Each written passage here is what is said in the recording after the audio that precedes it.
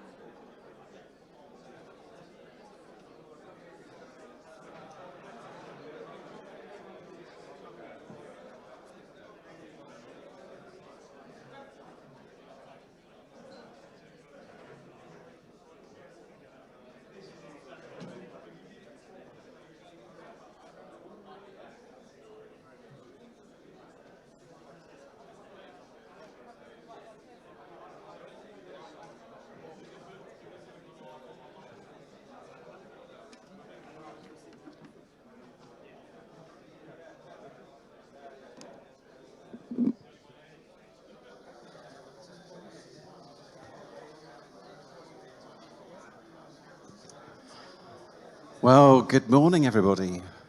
Or should I say, greetings, adventurers. My name is Jonathan Green, and I would like to welcome you to Fighting Fantasy Fest 4. Obviously, we're here today to celebrate all things Fighting Fantasy, but particularly the anniversary last Saturday of the publication of The Warlock of Firetop Mountain by a certain Steve Jackson and Sir Ian Livingstone. And it's fantastic. So many people have come from so far, particularly down in Somerset. I know some people have trekked all the way from there. Some have even come in from Staines. It's been an epic voyage. So if we start within the UK, because it's always a bit of fun, has anybody travelled from Scotland today? Aye, welcome. And Wales?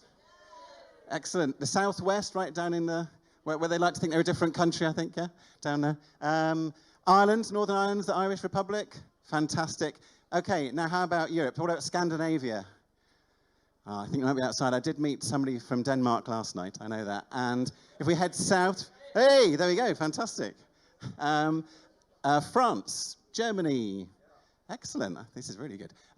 Further afield, Italy, Spain. This is testing my geography now. Anybody from Asia? I know that we're actually very lucky to have, he's not in the room right now, but Paul Mason, one of the authors, has flown over from Japan especially to be here. He teaches at a university there. And we have the publishers of the Japanese language edition of Advanced Fighting Fantasy. They're here today as well. Anybody from Africa? Not this time. What about North America? Excellent. You're not the only one. I know there are some other people around as well. And maybe South America and Antarctica. Anybody from Titan at all, a Landseer? No? Okay. You wish, yes. Oh, no, there is. There is a wizard. Fantastic. Okay, so part of the point in me wasting your time now is a bit of housekeeping, but also it's a chance to let you know what's going on. We've got some very special guests here today. Rhianna Pratchett, who has written Crystal of Storms, is here for an interview with me, which will happen after this introduction. Mark Gascoigne, who you'll know is a consultant editor, author, novelist. He wrote the background books. I mean, did loads of fighting fantasy. He's here today as well talking. We've got Peter Darvill-Evans, another author. Paul Mason I mentioned, and Keith P. Phillips are all coming to talk to you. And then we have some artists who have set up on Artist Alley along there. It's changed from the programme, I know, but sometimes these things are sent to test us, but it's all right now. So we've got Alan Langford, Duncan Smith, Tony Huff. They've been before, but also first-timers. We've got John Sibbick, Mike McCarthy, who's illustrated Ian's new book. They're here today. Unfortunately, Rob Ball was really looking forward to it, and about 2 days ago, he went down with COVID. So he did the honourable thing, and he fell on his sword for us all. Unfortunately, there's also a couple of traders. Anybody who's hoping to see the Story Masters Tales and Leisure Games, they're also not able to attend because of illness. And we were delighted because a very special person, one of our guests of honour in the programme, Geraldine Cook, who was the editor who meant that all this happened in the first place, she was going to come. She's a fantastic lady if you've not met her before. She's absolutely hilarious, and she put Stephen in her place, which is even better. But she's had to rush off to Ireland for a crisis, so she was very sorry that she wouldn't be here. But she did send me a very lovely email and hoped that everybody would have a fantastic time. So she was thinking of us all then, even then. And of course, we do have our guest of honour. Steve Jackson will be here later. And I know that some of you have already met him outside, signing his books. Our very own Knight of the Realm, Sir Ian Livingstone. I think quite a few people have already seen we've got a trade hall this time behind here, as well as exhibitors and independent game book authors. We've got Lone Wolf for the first time. And Aconite Books, that's Mark Gascoigne's latest publishing venture, and they're publishing the first Marvel Multiverse Missions game books, and they're available for the first time in the UK today here. As you know, festivities actually started last night. Some of you will know anyway. Some of you might not remember, but you were there last night. And we had a pub quiz, which has become a regular charity event, and we always raise money for a cause that's linked to fighting fantasy in some way. So the first year we raised money for prostate cancer in memory of the artist Kevin Bulmer, who illustrated Freeway Fighter. We had a fan who came to the first one who sadly passed away from sepsis, so last time we raised money for the Sepsis Trust. And as you'll know, very sadly, last year we lost two of our fighting fantasy family, Martin McKenna and Chris Achilleos. And in honour of specifically Chris, because his wife and family are hopefully coming along today as well, we're raising money this year for the British Heart Foundation. So we started off with the quiz last night. People paid to go along to their tickets. We had a raffle. There were some very generous donations. And I'm pleased to say that we've raised over £700 already.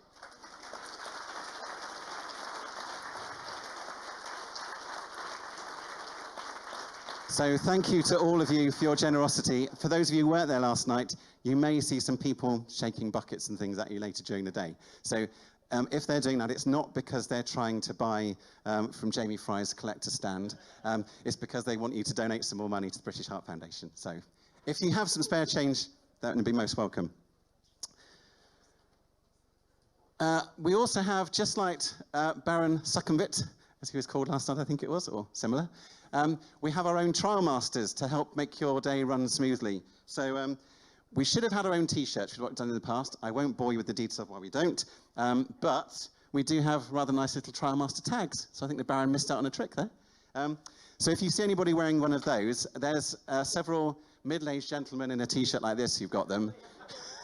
Sorry, several middle-aged gentlemen and an OAP here who's helping out as well on the day. And there's my family who aren't wearing these T-shirts, but we won't go into that. So, but they're basically that table. So if you see a lanky boy and a girl with a cap and no hair, they're my kids. So feel free to ask any of them for help. If they can't help you, they'll probably send you to me. There is, or there should be, guest Wi-Fi, or if you've got data, it'll be fine, I'm sure. But please do take loads of photographs, share it online, and if you're, we've got various feeds of Fighting Fantasy, obviously at Fighting Fantasy on Twitter and Instagram, and there's the Facebook groups and things. But if you can tag it with hashtag FFFest4, if you can be bothered, but it'd be nice because then we can keep them all in one place. But we'd love to see your photos from the day. Just in case there is an emergency or you have to evacuate the building, there'll be alarms, there'll be lights lighting up, so just follow the directions. There's lots of security staff as well to help us evacuate the building. But touch wood, that won't happen today. We haven't invited any dragons anyway. So do get involved. There's all sorts going on today. We have, you've got the opportunity, I know some people have bought board games already. There's lots of space around that side of the hall to set up games if you want to. There will be the bar opening from 12 p.m. I'm not sure I published elsewhere 11, so I apologize, but it's now called Freddie's Bar because Freddie Mercury used to attend this university. So you're welcome to go in there, and I know that they loved Fighting Fantasy Fest last time. They were very happy to open again this time because people supported it so well. So, so please do again, particularly because at the end of the day we have a film screening, and I know that it'll be a fantastic experience. Anyway, I won't. What am I implying? Terrible, terrible. Anyway, so yeah, and we've got a painting demonstration, because Atlantis Miniatures have got their 75mm figure of Zagor, and Paul Cook from Pandemonium Miniatures is painting it live today. So there you go. Oh, and of course, we have at 5 o'clock the now legendary Fighting Fantasy auction. I know it's a surprise what the items are going to be, but I do know that there's a Death Trap Dungeon branded hip flask from when Eidos brought out the computer game. There's various mint condition, hard to get hold of books. I think there's possibly some Warlock magazines, and you never know, a White Dwarf #1 might make it into the auction again. Who knows? So basically, have a fantastic day. May your stamina never fail, and Rhianna Pratchett will be talking to me in a few minutes in here. So enjoy Fighting Fantasy Fest 4.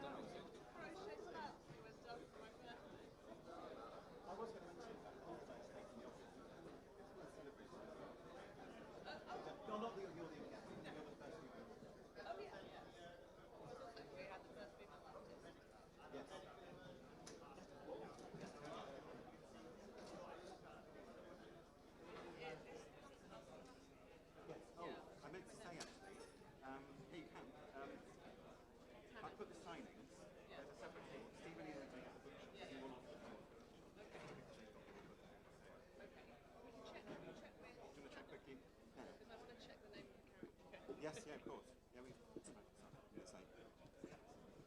we will be back. Yeah, I was going to say, what do I do? Juggle?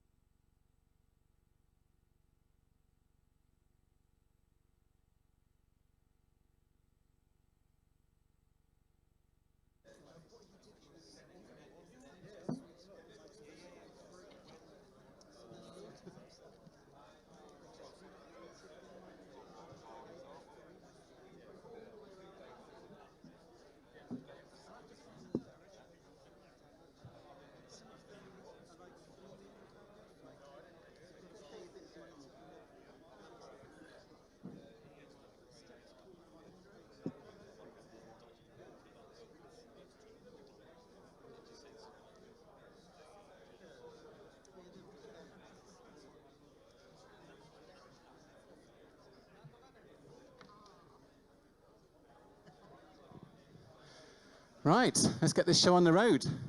So I forgot to say welcome to everybody who's watching via the live stream on YouTube as well. So it's a first.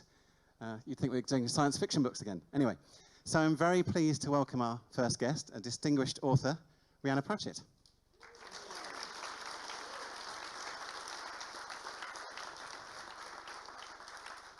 As I'm sure you already know, as well as being the author of Crystal of Storms, she is also well known for her comics work, and she's particularly worked on high-profile video games such as Heavenly Sword, Overlord, Mirror's Edge, and something called Tomb Raider, was it? Something like that? I think maybe Ian had some hand in that, maybe somewhere along the line in the past. Anyway. Right. So, but obviously in 2020, she became the first female author to write a fighting fantasy game book, and I think it was number 69, if you counted them from when Puffin started publishing them.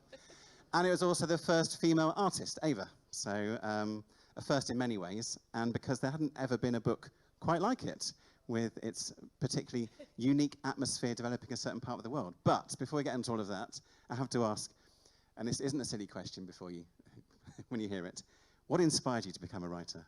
I think I resisted it for a long time because obviously, as some of you may know, it runs in my family, and so therefore it's like if it's something your parents do, you either go towards it or you try everything to not do it. So I think I wanted to be an actress, a lawyer, a mermaid, anything but that. But I did enjoy writing, and I certainly enjoyed reading a lot. So it kind of crept up on me. I did my degree in journalism because I didn't know what I wanted to do with my life. And journalism's really good for that because it's a little bit of everything. You do a little bit of history, politics. You learn how to do something practical in the outside world, which is always good. I went into games journalism. That's where I started out. I don't think any of my tutors, no one really talked about specialist game press or specialist press of any kind.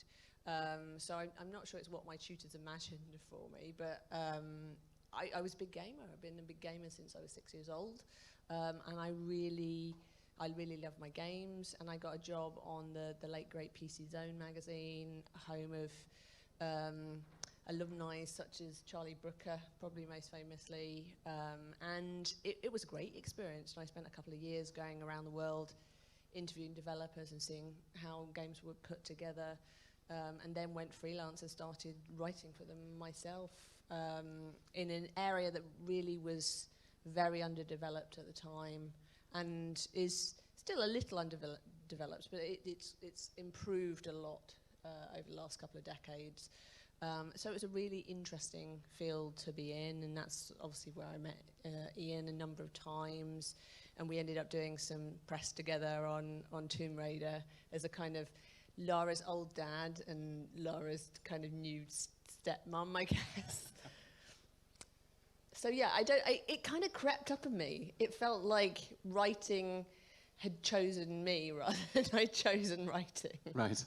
So were you, obviously question maybe as well, but were you a fan of fighting fantasy as a child? Did you read them when they were first published by Puffin? I was, and it was a source of great trauma, which I think I told you about, to me, because I used to get lots of books out of the library as a kid, and I used to get the fighting fantasy books, and I lost one of them, and lost it, forgot about it, and then got, when I was about 7 or 8 years old, a threatening letter from the council about how I would be like fined or could get a prison sentence for like 7, 8-year-old kid for my library fine for my fighting fantasy book, which I think I eventually found under the bed. So yeah, it was. I read a few of them when I was 7 or 8 years old. But yeah, that's the trauma that sticks with them, within my mind. But yeah, I really enjoyed them. And obviously they contributed to my love of gaming. And I probably sort of transitioned more into kind of PC gaming, Amstrad. I started on a Sinclair ZX81. So it was all kind of part and parcel of enjoying gaming as a kid, I think. Okay, so do you think that informed your work later then when you started actually writing video games rather than just reporting on them?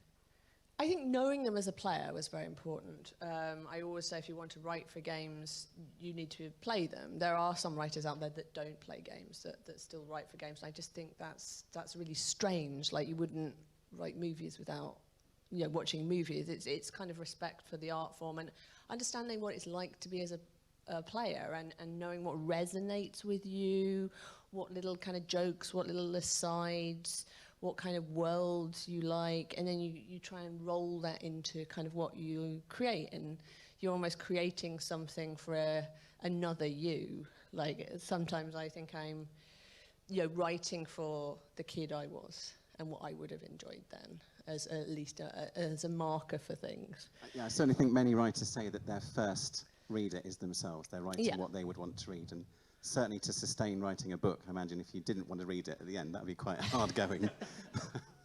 So if we move on to then, and obviously you'd met Ian, so how did you actually come to write Crystal of Storms? He just asked me, and I thought, oh, that sounds It's who you know. It's who you know. That's what we've learned from this. That sounds like a challenge. Yeah, I just got an email out of the blue from him. And it was like, oh, that's a challenge. I'm not sure I can do that. I'll say yes to it, and then I'll work out how to do it along the way. And it was, yeah, it was great. I mean, I wasn't really aware that they'd kind of come back again. So I went out and got Charlie's book and went and brought some dice and a pencil. Like, it's one of those things that you always have as a kid, but then you get to an adult and you have a lot, you know, fewer pencils in your life. So actually going out and buying a pencil was delightfully retro. And then, you know, I played through Charlie's book and really enjoyed that. And I especially liked his Purple Rain joke, which was absolutely random and obviously for older readers, but I really enjoyed that. And yeah, it just kind of happened, and you were there in the original pitch meeting as well.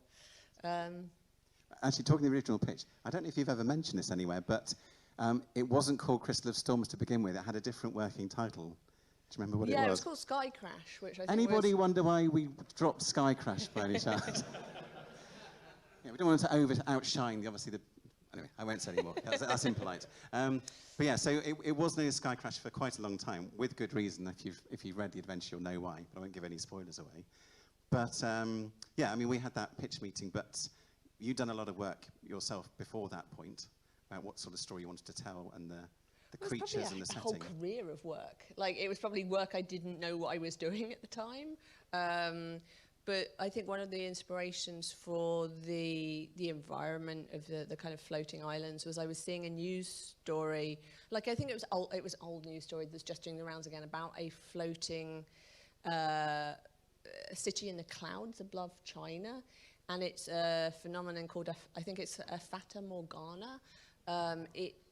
Basically, it's to do with temperature changes that makes buildings look a lot higher than they are. It's like a mirage, isn't it? Yeah. In the sky. Yeah. And it just looks so weird. And even though it wasn't the kind of city that I was going to do, I was thinking about, you know, cities in the sky, and also I did a little bit of work on BioShock Infinite as well, which is set on a floating city. And so it felt, yeah, very much in my wheelhouse. And I was quite interested in the goblins, because they appeared in Charlie's book very briefly, and they had a floating beer that they drove for a bit. And I thought, oh, that's really interesting. I wonder where that tech comes from.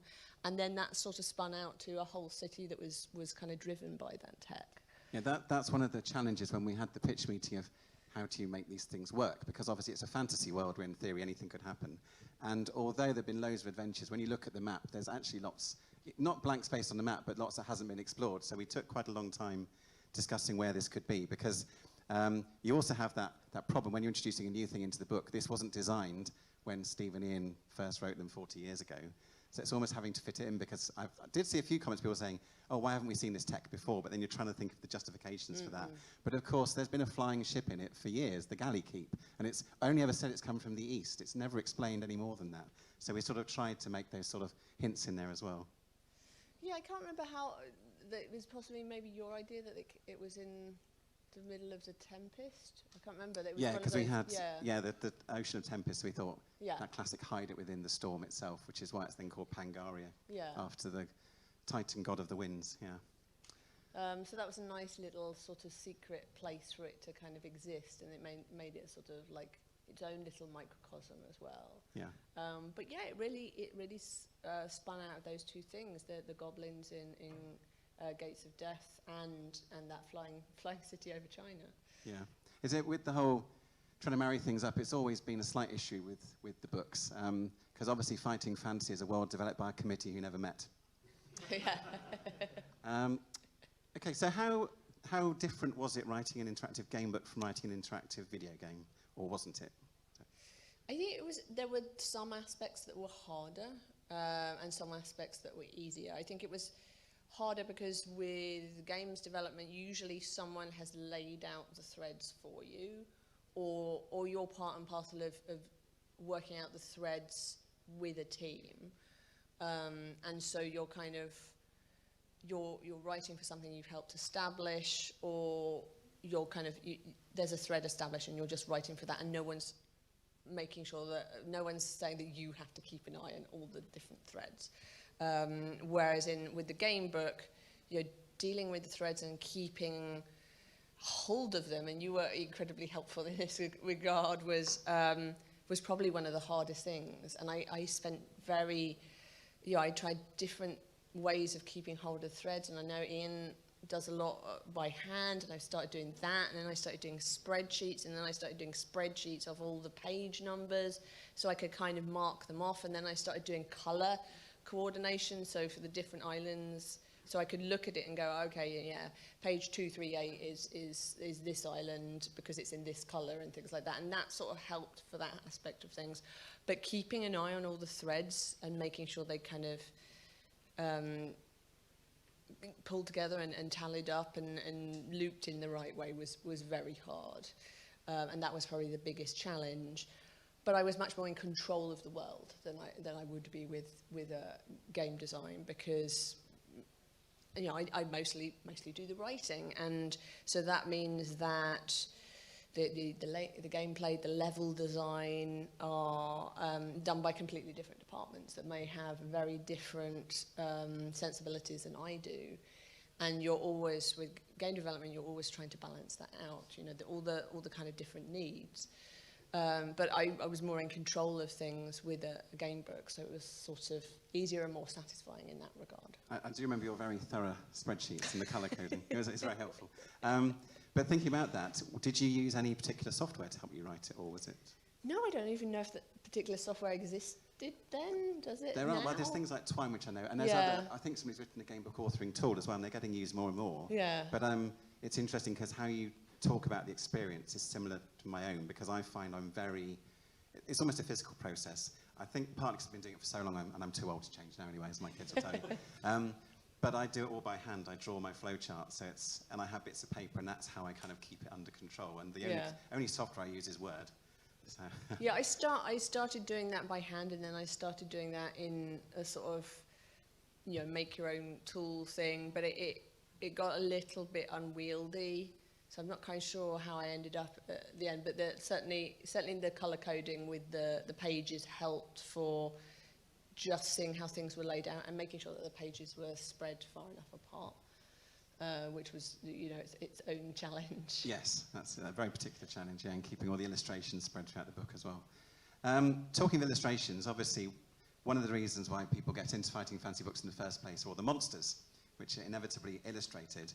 And I know you had a balance where you kind of had the ideal balance for a game book in that there were some classic monsters in there as well, and also some new creations. So we were just talking about one just before the talk. The wheelies, yeah. The wheelies, right. The wheelies, I think, are on the Hungarian version. Yeah, the Hungarian edition has them on the cover. Yeah.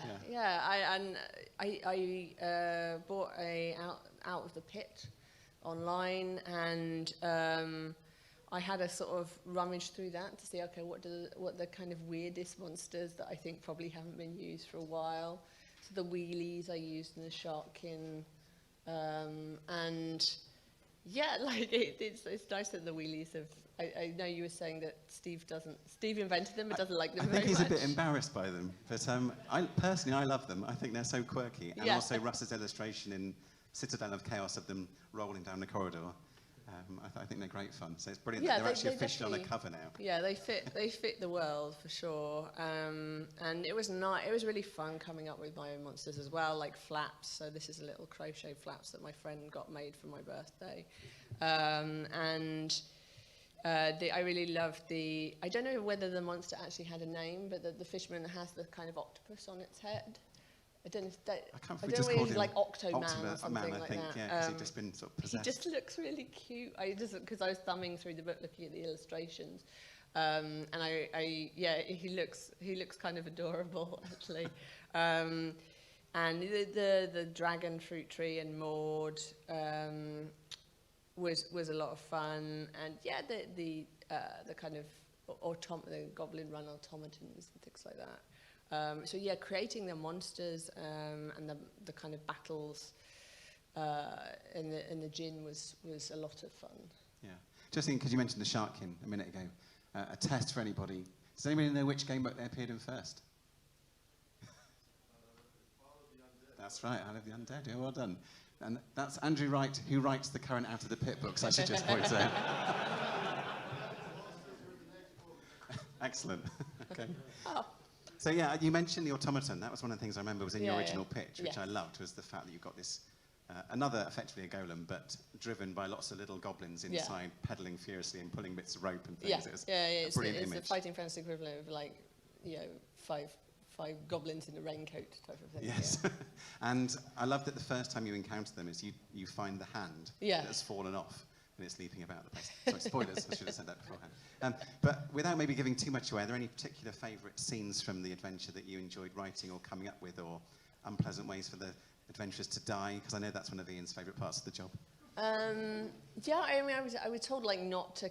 I had to be very careful when killing off players. Like they had to have enough warning. Yeah.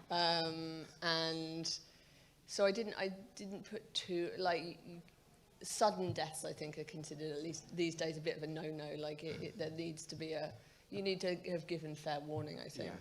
Yeah. The dragon fruit and Maud was a good scene. I really enjoyed doing her, and I like doing kind of older warrior ladies, or ladies that have been like retired warriors and things like that, because it's a trope you often get with male heroes, but not so much with female heroes. So I enjoyed doing her, and yeah, I mean, I love them all in certain ways. I mean, Flaps was, I mean, he's more. I think he's considered a monster, but he's sort of more an accident. Yeah, he's more an accident, and he's quite nice for a monster, I guess. He's quite cute for a monster. I liked the Great White Squark. Yeah, personally. the Squark. Yes. Yeah. That was a lot of fun as well. It's nice remembering it all, because I mean, I don't know about you, but once you put it all on the page, it's on the page. It doesn't have to be in your brain anymore, and you put it out there. So you sort of then you've got some room to fill up with other things, and so I forget what I've done, and so I was looking through, and it means you can sort of enjoy your work, because it almost doesn't feel like your work because it's no longer in your head. And so I was looking through the illustrations and stuff, and there was almost like a disconnect. Like I had come up with this stuff, but it almost felt like I was reading someone else's, because I'd been divorced from my brain for so long. I'm glad you said that, because I'm the same. I was writing a trilogy for Games Workshop, and in the second book, I'd forgotten that in the first book a certain character had a sword with a name on it. So the name only appears right at the end of the second book, so that's when I remembered. But yeah, so, because I do find, well, as you do yourself, when a book's published, you've probably written several other things since that anyway, and that filled your headspace, and then you have real life to deal with, so yes. That's why it's so great to have fans, because they often know your books better than you do. Oh, yes. Yeah. Oh, yes.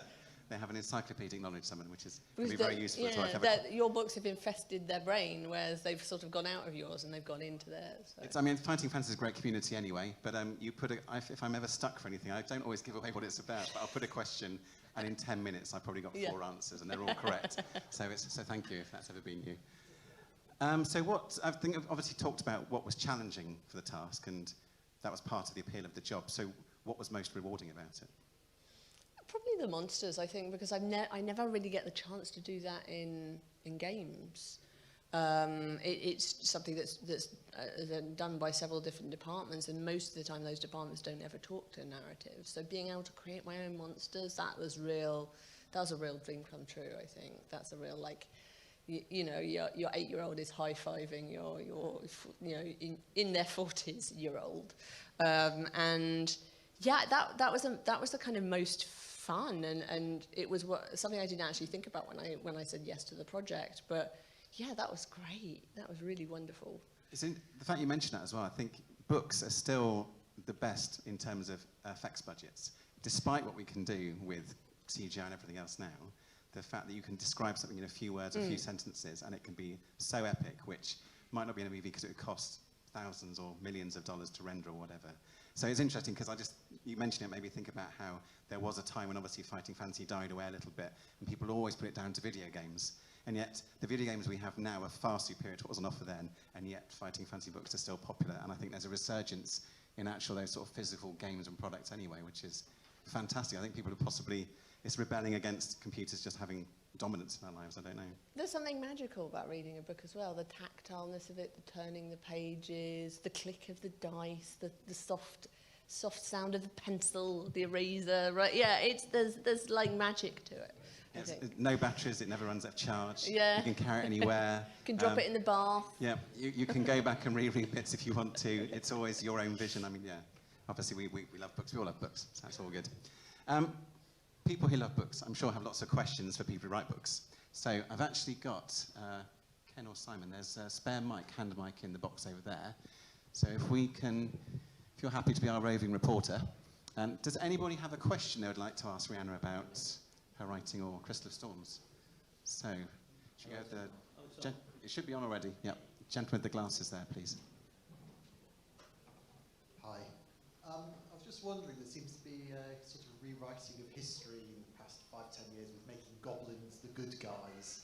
How do you feel about you contributing to this sort of rewriting of that sort of perception in literature? So, starting with the easy questions.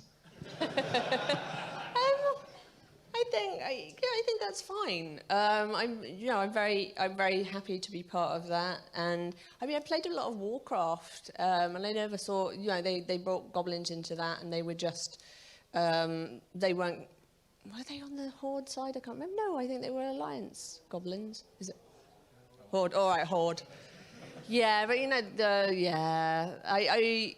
I never really thought of them as particularly good or particularly bad. They're just sort of, they just seem like short people to me. And yeah, I always like the kind of engineering aspect that gets attributed to goblins. And I never felt they were bad in Gates of Death either. They were just sort of, they were a little bit of comic relief, but I sort of, the tech that they had kind of resonated. And I thought, okay, what if there was a city where, that tech was explored a lot more, and the goblins were just sort of part and parcel of it, and they were just sort of a species that lived in the city, and they did all sorts of things in the city. And I kind of like that idea. I think goblins have, as you say, had a bit of a bad rap in the past, and it's time for a new resurgence. I completely understand your point, and I know people have said that as well. But I would just point out the first book you meet them in is Warlock of Fartop Mountain, where the hero is a stranger who walks into an old man's home, kills all his pets, kills him, robs all his gold.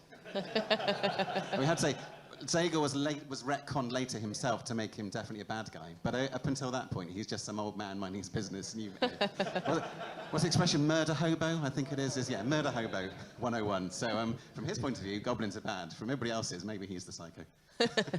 Another question, please. As we're on that queue, and I'll come to you later. Thanks. One of the interesting things, I think, in your book is the companions that you may or may not have on each island. Did that pose any particular problems in terms of planning? A little, but I don't think more than other problems that were posed by other things. I did that because, and it is a little bit more of a video gamey trope. It's a sort of to get a little bit of a party atmosphere in something where you're normally just a solo figure. And I just thought that's a nice way of getting a little bit more kind of natural exposition on the world and what was happening, and it would give a way for the player to get to know the islands through the people that lived there, and the player, even in the role that they fulfilled, might not know them anyway. So it's putting anything where you can align the player character, if they're kind of given a character, and the player themselves is good. But yeah, it was just it was more of a video gamey idea, but it was just to kind of get a little bit of conversation kind of going, and I think it always feels a little lonely when you're out there on your own. So I wanted to give the player something of that, but it wasn't. I wouldn't say it was particularly. I wouldn't say it was the biggest challenge. It was definitely a challenge, but not the biggest one. I know somebody had their hand up at the back. Please, Ken, thank you.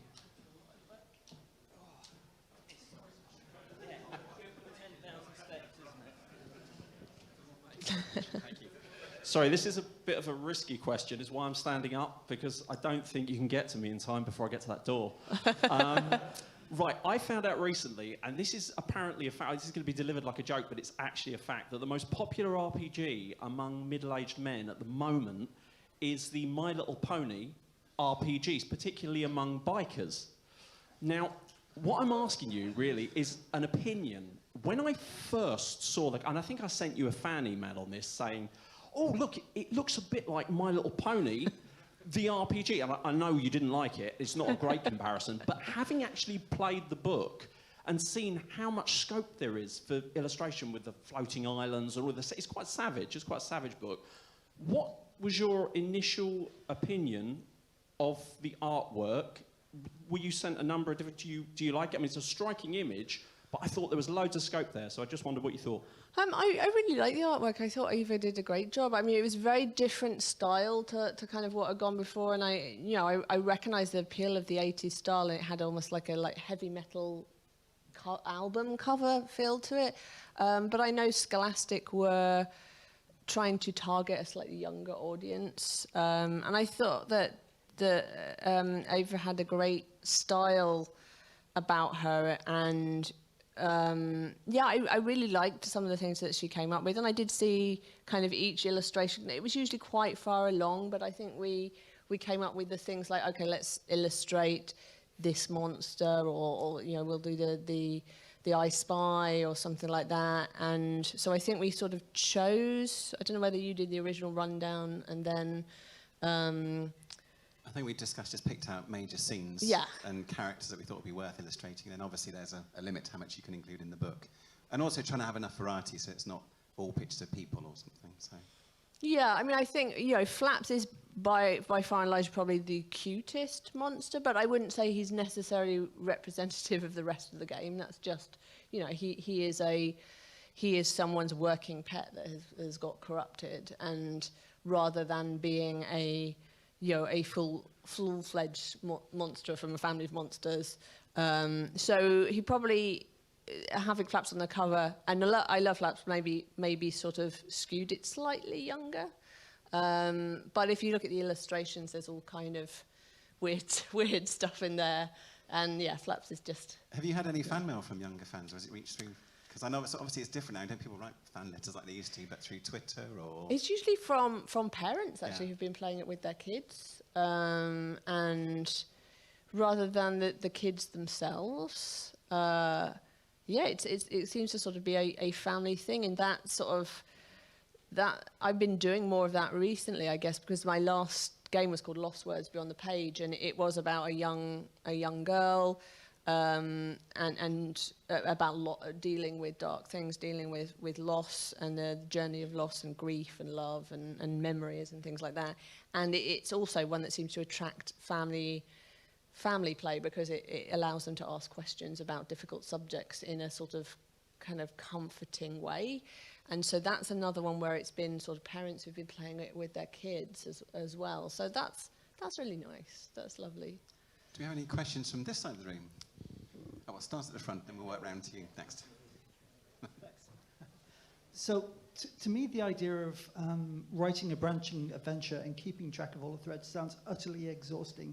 Has the experience left you scarred, or would you consider jumping back in and having another go at a branching adventure style story?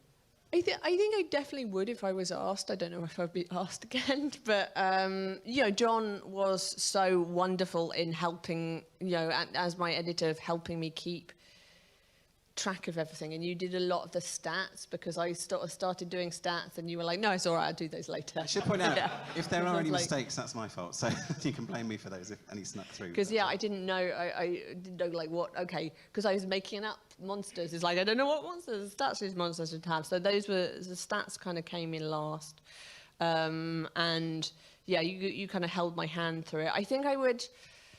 I'd try and spend more time finding a system that worked, and maybe try Twine. Because I sort of jumped between, okay, I'm going to do it like this, I'm going to like, I did quite like the handwritten route, but I just found I was like having to stick bits of paper together and things, and so I started doing, I think I would probably use like Miro now, which I didn't know how to use back then, but like Miro boards where you can do what are they called? Like spider diagrams, flowcharts. Flowcharts, that's it. You can do flowcharts, and I kind of like doing that sort of thing because it's sort of slightly, it's spatial. There's a sort of almost mathematical element. There are shapes and colours, and there's the stuff you don't use as much as a writer. Like, it's why I get a weird thrill out of doing my taxes, because it's the number. It's like numbers. I'm just working with numbers, and I don't have to work with words for a bit. And it's nice. It's refreshing. I love working with words, but having that little bit of a refresher, I'm just adding some numbers up. It's nice. So I'd definitely be up for doing another one. It was certainly a challenge finding somewhere in the world that I could kind of make my own. And I think given free rein, I probably would have put more humour into it than I was allowed. But I really enjoyed that little part of the world, and it's sort of finding the right space, and I think that really felt the right space for me. So if there was another space that could be made. Do you have any ideas for a sequel, or different ideas you'd like to explore? Have you got them in your ideas? I mean, it was left open, I think, like the whether the tech was going to reach the mainland or sold for secrets or whether, and that sort of thing. No, not yet. I tend to like only if I ask do I you know, wind up my brain and start it thinking. But yeah, I was pleased that I found that area of the world, because you know, I like going for these challenges that I'm not sure if I'm going to be able to do. I like having that fear, and yeah, I think I would do it a little bit more artfully this time and find a system that worked. And now I kind of know the challenges ahead. I think that would help a lot. But I was still sort of taking each challenge and like, okay, what's the best way of dealing with that? And now I think I've got like a more big picture approach to it. There's a question up there, I know. Thanks, Ken. Yep.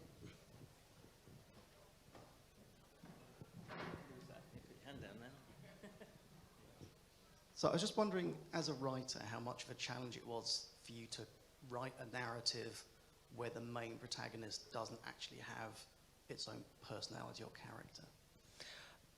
Not that much of a challenge, because I've done that in games. So, for example, the Overlord games, of which I wrote all the Overlord games across the different platforms. Your character was completely mute the whole way through, and you sort of put the story into other characters, and almost like maybe what the player was thinking into other characters.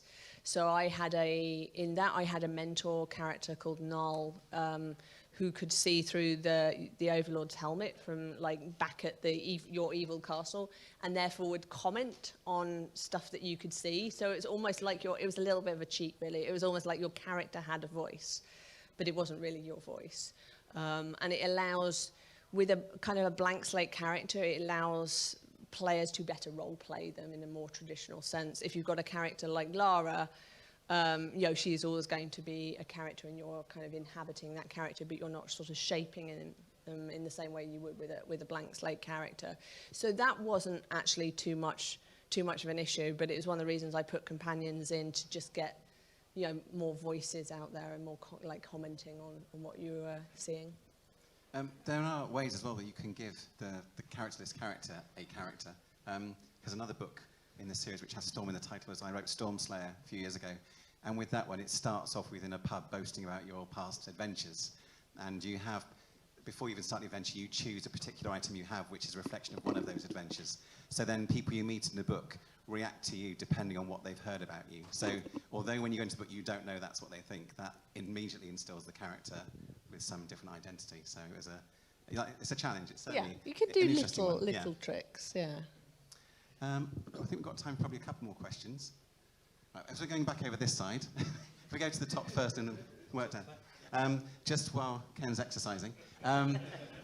After this talk, I think 11 o'clock, Rihanna's doing a signing, but she's going to do it at the Chicken and Frog bookshop, where they got some copies of her books, so just to go there, which is where Steve and Ian will be doing theirs later as well.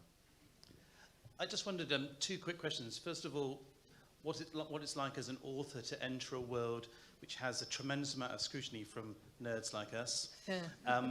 It's a bit like writing a 1950s novel and using a locomotive 3 months before it came into service, and what sort of pressures, but also whether you feel as an author there's still scope to break new ground. Wonderful to write in fantasy fiction where you can create your own universe and world where people can't challenge you because it's yours. I wonder whether for new writers where you feel there's still a scope in fantasy to break new ground with new species and new worlds. Well, nerds are my people, so that that's since I was a kid, I spent between the ages of 8 and 16 bobbling around sci-fi and fantasy conventions all over the world. So I'm kind of very comfortable with fantasy and being part of that world.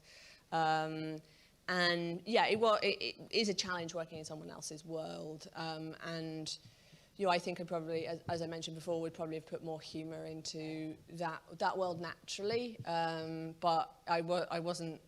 It wasn't really like in keeping with the world. So keeping the tone of the world, I think, was a challenge, and sort of some of the intricacies of the world. Like I wasn't allowed to use the word sandwich. Yes. I know, there's weird things that come up for meetings because you think, how have they actually had sandwiches? And so we decided not to on that one, yeah. I mean, I think being trained as a journalist as well, you learn to like do a very fast deep dive into things. And try and kind of get the lay of the land quite quickly. And obviously having John to advise me on the lack of sandwiches was like incredibly useful, and going back through the old monsters as well, and having read some of the books as a kid and starting to read some of the newer ones already helped. But yeah, I think as long as people have imagination and they're going to, they can build new fantasy worlds. I don't think there's going to be an end to it, and there shouldn't be an end to it. And yeah, we're seeing new fantasy worlds coming out all the time, and we're seeing sort of, I think, being accepted in mainstream a lot more. When I grew up in the 80s, it felt like the heyday of fantasy movies and sci-fi movies, actually, with whether it's kind of Labyrinth or Aliens, Terminator, Time Bandits, Highlander, Willow, Legend. It was a kind of great time for them, and then they sort of fell out of favour for the next few decades, and it was really sort of, I'd say maybe Lord of the Rings that started to kind of bring fantasy back more into the mainstream, and that's been added to with Game of Thrones. Actually, did Game of Thrones come first? Maybe it did, before Lord of the Rings. Okay. Right, okay. And it's become much more mainstream and acceptable. You've got things like The Witcher as well. I mean, it's always acceptable, but it wasn't always mainstream.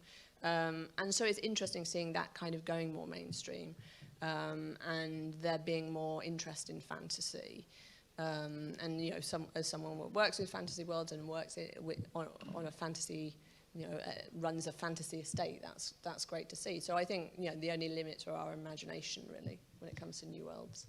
I thought when you mentioned said the challenge of writing for such a scrutinising audience, that was the challenge that Rihanna was talking about for taking on the task. But I think part of the challenge, should we say, of fighting fantasy again, is that there are some series which are written with a chronology in mind, like Lone Wolf. It's this character starts at this point and goes through, and there's a definite timeline. And then there are others like Fighting Fantasy, which nominally most of the adventures in Titan are taking place at the same time, which is obviously then brings up continuity issues, because you might meet a character in one book who you've killed in another one, depending what order you played them in. I think it's a bit like with Marvel and DC. I think the general rule is that it's always now. You know, Batman has always had his parents die about, I don't know, 20 years ago. He's not actually 80 or whatever it is, unless they do something very special that takes it out of that. But the general idea is it's always happening now, and potentially anything could happen. I think we've probably got time for one more question. This person here, please, Simon, thank you. Hi, how did you go about balancing the game? Did it cross your mind any point in the creative process? And did you have any unforeseen circumstances during playtesting? That's probably that might be partly a question to you. I mean, there was a certain amount of, I think I put sort of, when it came to balancing, I did a little bit, and then you did some sort of finessing of it. But yeah, because you were dealing with the stats as well, that was sort of part of the balance. I mean, we certainly had the idea that we were trying to keep it, to begin with, the enemies would be less challenging, and it got tougher as the adventure went on. And we didn't actually do the final stats until after the end with that in mind, to try and balance it. But as you'll know, playtesting is a challenge in and of itself, and it's something which I'm keen to sort of bring in more. But sometimes errors slip through, and that scrutinising audience will always spot it for you, which is always very helpful for the reprint. Yeah, I mean, I think I looked at using the colour code actually, and my own notes. I could say, okay, this is where a new weapons come in. This is where you got some gold, and I guess there was a certain natural, just from being involved in game design, even though it's not my kind of main area of expertise, I had a natural instinct of how to parcel those things out, but John helped no end in kind of the overall balancing, and I think that's only something you can do at the end, because usually when you're starting, you're not completely sure how the end's going to turn out, and it's an adventure for you, and you know your characters take you in different directions, so you need to have a little bit of flexibility. So yeah, I'm not sure I knew the vague ending, but I wasn't completely sure at the start how I was going to get there. I had the idea of the islands, but I was starting fleshing, I was doing everything on the fly, and with only some things worked out beforehand, and that's just the kind of way I prefer to work. So yeah, I was sort of discovering it all for myself, and then at the end you're like, okay, this is it, now let's sort of balance it up. But yeah, I did a little bit on the fly, but mostly at the end. The fact that Rihanna mentioned earlier the trauma of fighting fantasy games to the library, I think we were all traumatised as children reading those books, because some of those battles were really hard, and it's affected us as adults, because I have found that in later life, trying to write fairer game books myself, I've had complaints from people saying that they're too easy. So clearly people want them to be tough. Yeah. So it's a hard line to walk, I think, to balance both. But on that note, I'd like to say a huge thank you to Rihanna Pratchett for coming today and talking to us. Thank you. Thank you.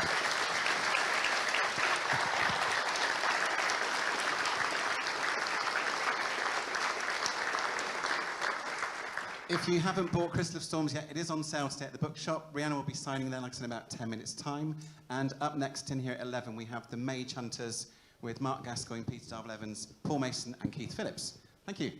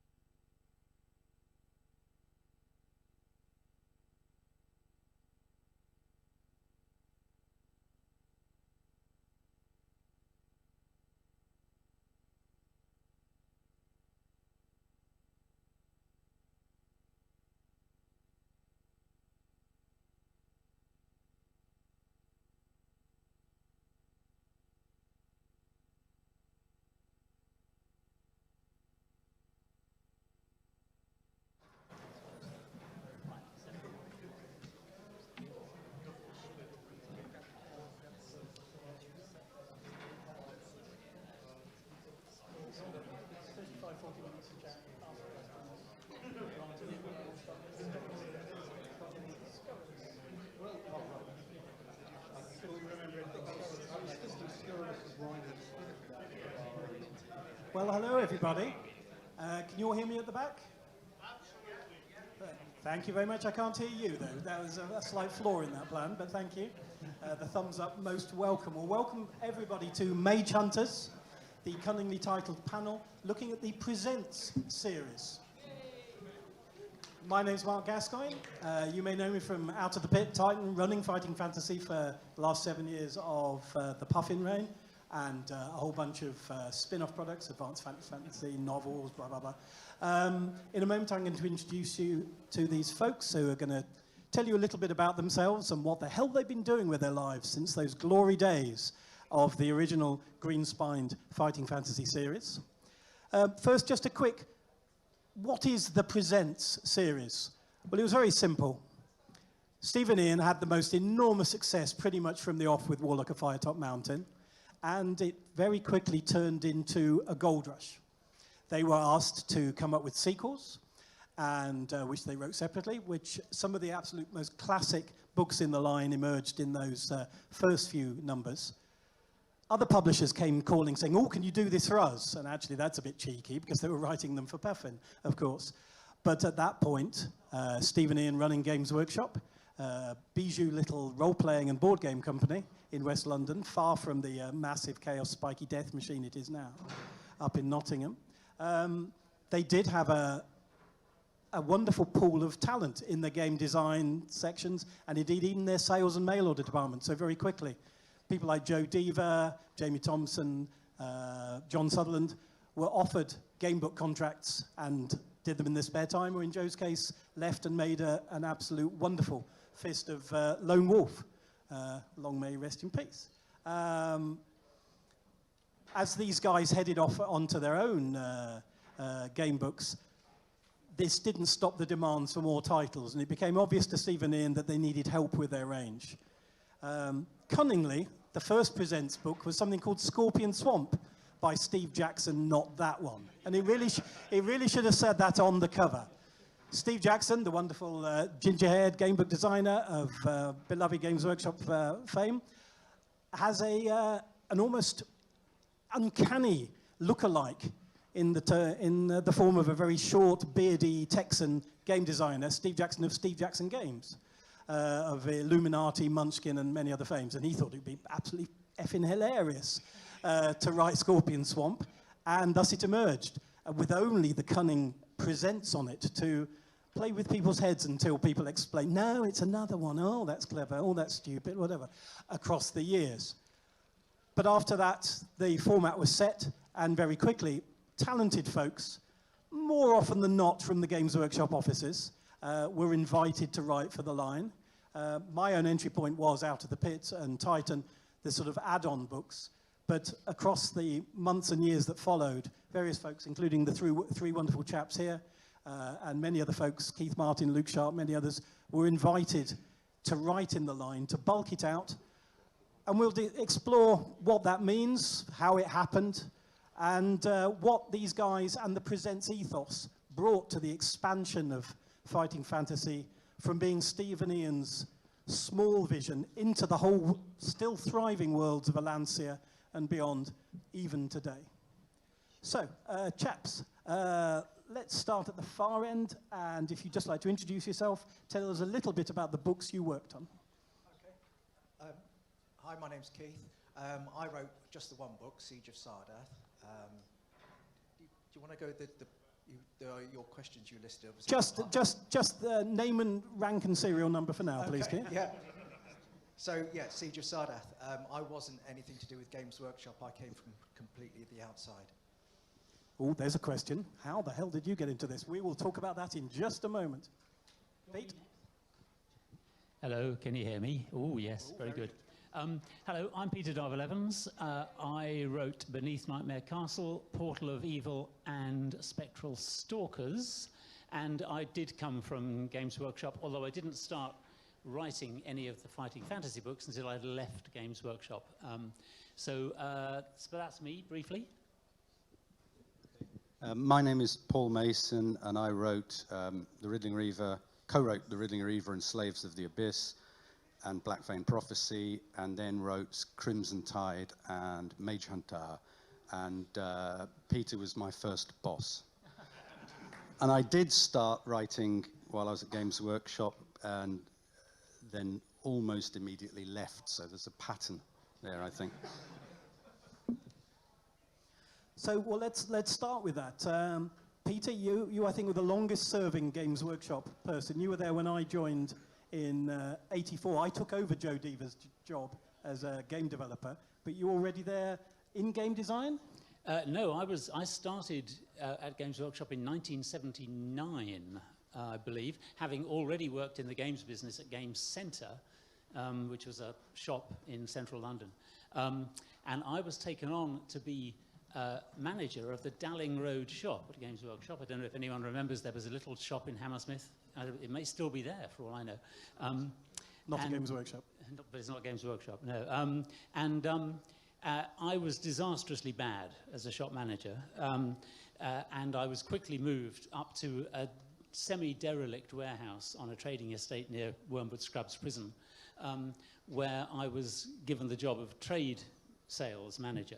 So basically I was in charge of wholesale sales, selling the mainly Dungeons and Dragons, because at the time we had the license to distribute Dungeons and Dragons, and I was distributing games of that nature to hobby shops, toy shops, game shops all around the country. And it was the beginning of an incredibly successful period for Games Workshop. We increased our trade sales turnover by 100% year on year for about 5 years. So it was astonishing. By 1985, which was the last full year that I was there, I mean, I had a purchasing budget of £1 million to buy product to then distribute, and it was a really successful business. So that's where I came from. Do you want me to carry on, Mark, or shall I stop there? No, tell us, when was that fateful day when Stephen Ian burst into your office and said, you'd better write a game book? Well, it wasn't quite like that. I know. It was, I mean, because I'd been with Games Workshop for a long time, I felt a great sense of loyalty to that company. And I was quite upset to see so many people, so many of my colleagues, workmates, going off to write books for Stephen Ian, and indeed to write books for absolute competitors who had nothing to do with either Games Workshop or Stephen Ian. And it was quite a sad time, because I was kind of watching the disintegration of the company I loved. And I stayed on right at the end, even after the company moved up to Nottingham and effectively became part of Citadel Miniatures. I stayed on with the publications department, publishing White Dwarf magazine. There were about a handful of us, about, I don't know, 10 of us in a 28,000 square foot warehouse in central London, in London, just publishing magazines. And eventually, Stephen Ian got tired of this, and so did Brian Ansell up in Nottingham. And I and the rest of the people down there were made redundant. And it was only at that stage that I felt I really could do something else. And I needed to do something else because I could do with the money.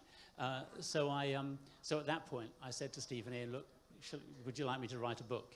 And they said, okay. And that's where Beneath Nightmare Castle came from. And subsequent books that I wrote were also kind of to fill in lacunae in my working career. Let's put it like that. Okay, Mark. So you're a writer, mate. That's a big, expensive word you've just used there. No, that's fine. That's a great start. So, as you can already pick up, it was sort of an invitation-only thing, and it was people who knew people. Paul, was it that for you? Because you joined Games Workshop having been a fanzine editor as White Dwarf assistant. Do I remember correctly? Yeah. White Dwarf and Warlock, which was the key in this case. Although actually my story, without all the success and loyalty to the company and working for a while, is not entirely dissimilar. But I started in '85 after graduating as you said, a White Dwarf and Warlock assistant in this empty warehouse where when the receptionist had gone. So when the phone rang, somebody had to answer the phone, and that was usually the lowest person on the rung. So I became very good at Games Workshop. Can I help you?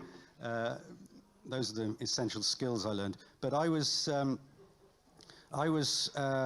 assisting Steve Williams, and I realized I should have brought a little puppet for Steve, because Steve could then have said, oh yes, I started at Game Center too.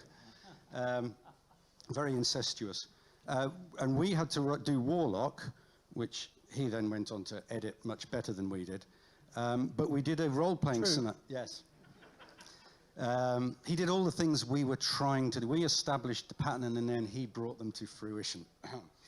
But we did a role-playing scenario because we were interested in role-playing, mainly. I wasn't actually interested in game books, so I hope you've brought your pitchforks.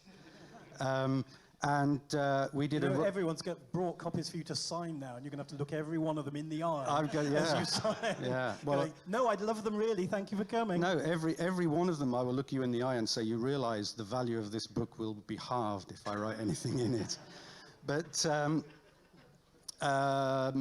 Yes, so we did a role-playing scenario for the Fighting Fantasy role-playing game, and Steve Jackson came in and said he was doing a set of scenarios for the role-playing game, and he was going to do a compendium of 4, and would we like to do one of them? So Steve and I just sat down and said, well, we'll pitch for the whole book. And I don't know whether nobody else pitched for it or whether our pitch was genius or whatever, but... the former. Right, that's what I thought. So we ended up doing the Riddling Reaver, and that was how we got into writing game books, especially when, as Peter mentioned, we were made redundant, and suddenly it was necessary to make some money. And I then, after writing a few of the game books, started to really like them and get very interested in the concept of it, at which point the series was cancelled. Master of timing throughout your career. Warlock magazine has an interesting part to play in all this. It started, as I'm sure most folks know, within Puffin as a way of corralling a club of fighting fantasy readers, generally youngsters, but some old gamers as well.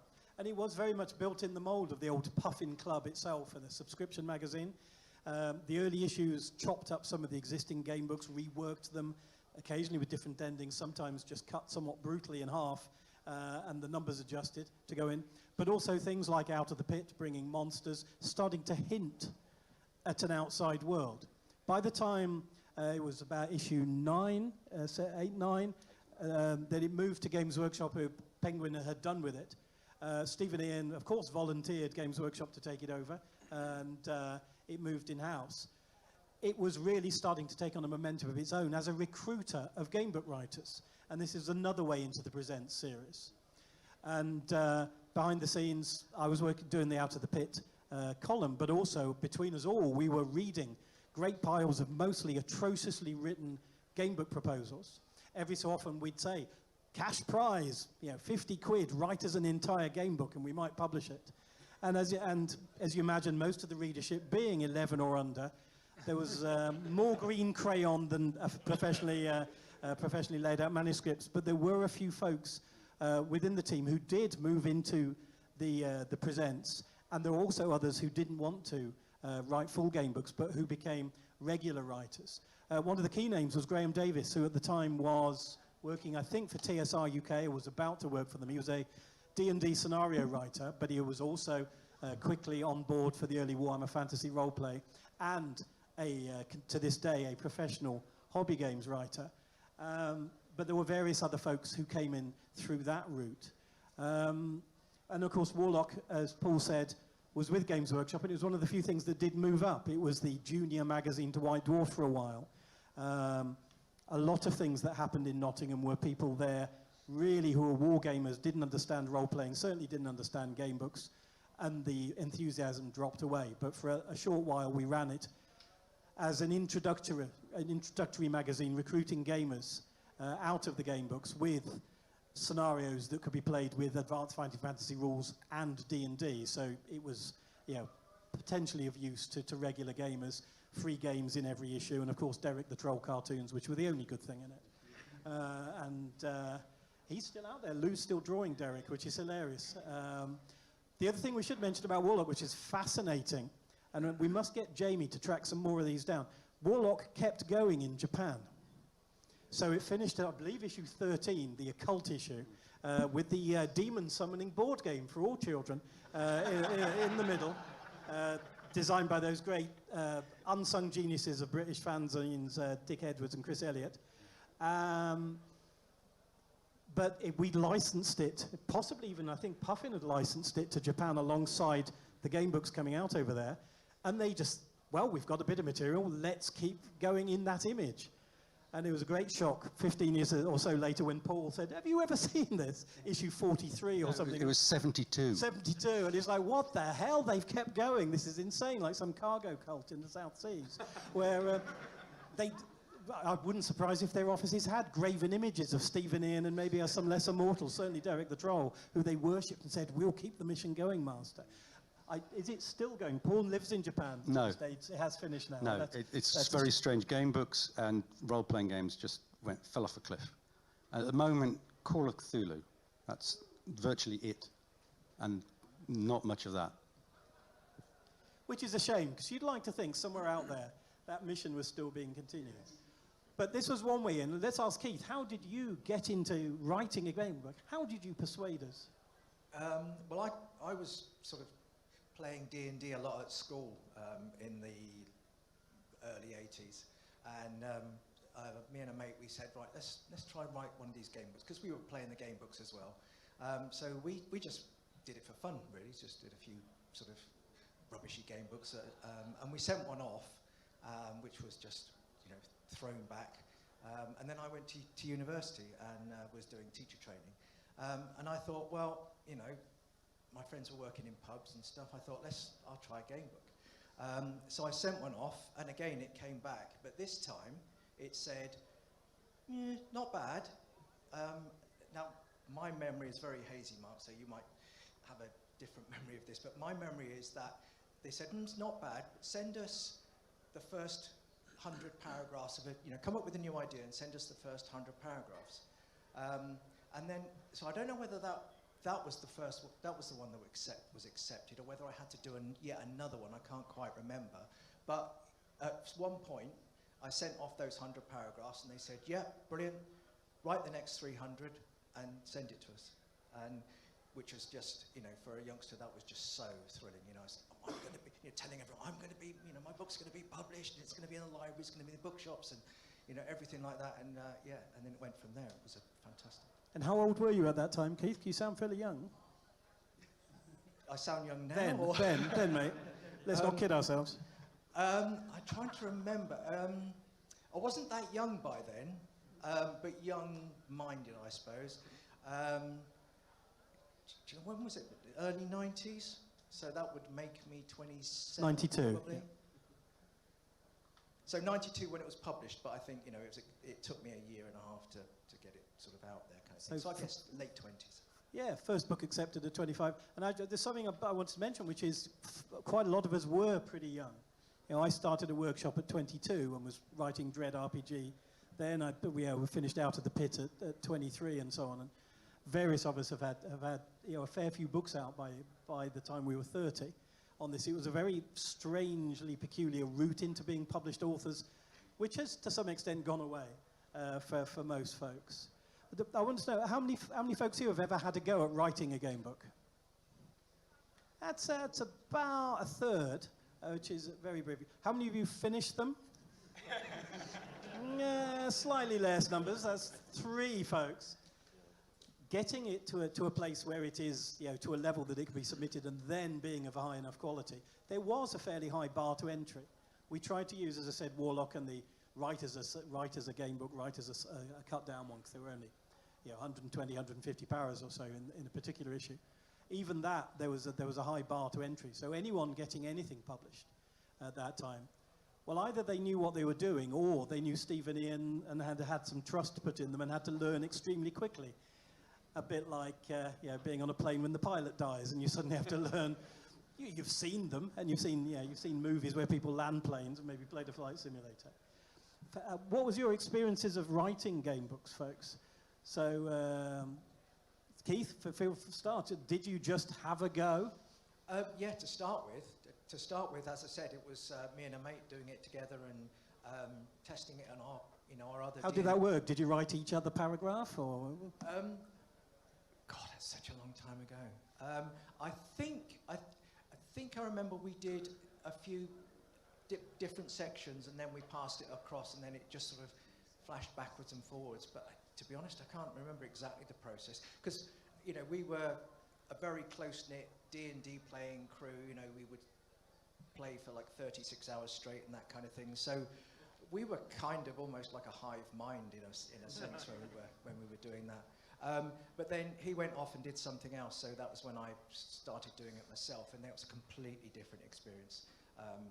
And I found myself, writing it, I would just go into a zone where nothing else existed. I was just there, focused, so much so that, if someone came round to visit, I would be scared out of my skin. They'd say, "Oh, hi, Keith." Oh, Jesus Christ, because it was that kind of focus that's required, and it's a fantastic experience those that you're writing it is a fantastic experience to write something like that. And having been a fan of D&D and a fan of the game books for so long, and then actually be doing it, it's fantastic. And Siege of Sardath, that's got a very specific setting. Where did that come from? Where'd you get your ideas from, Keith? What inspired that, anyway? What inspired Siege of Sardath? I think mostly it was. I think there was when it came to that, I think there was a lot of advice as to what to do. So there was, again, you might have to correct me, but if I remember rightly, there was that area.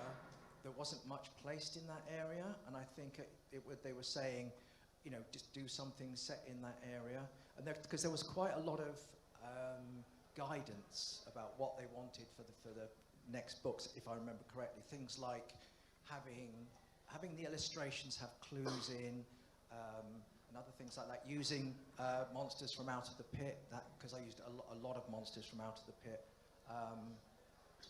Yeah, and I think that was the main reason I picked that out. Personally, the main reason I picked the forest setting, because I was and always have been a strong environmentalist. So, my idea came from that. So that's why I picked I don't know if anyone's read it, but it's a ranger, and you're going up against the orthodoxy, which wants to destroy the forest. So you're trying to protect the forest, that kind of thing. So, that was my kind of message, if you like, of what I was all about.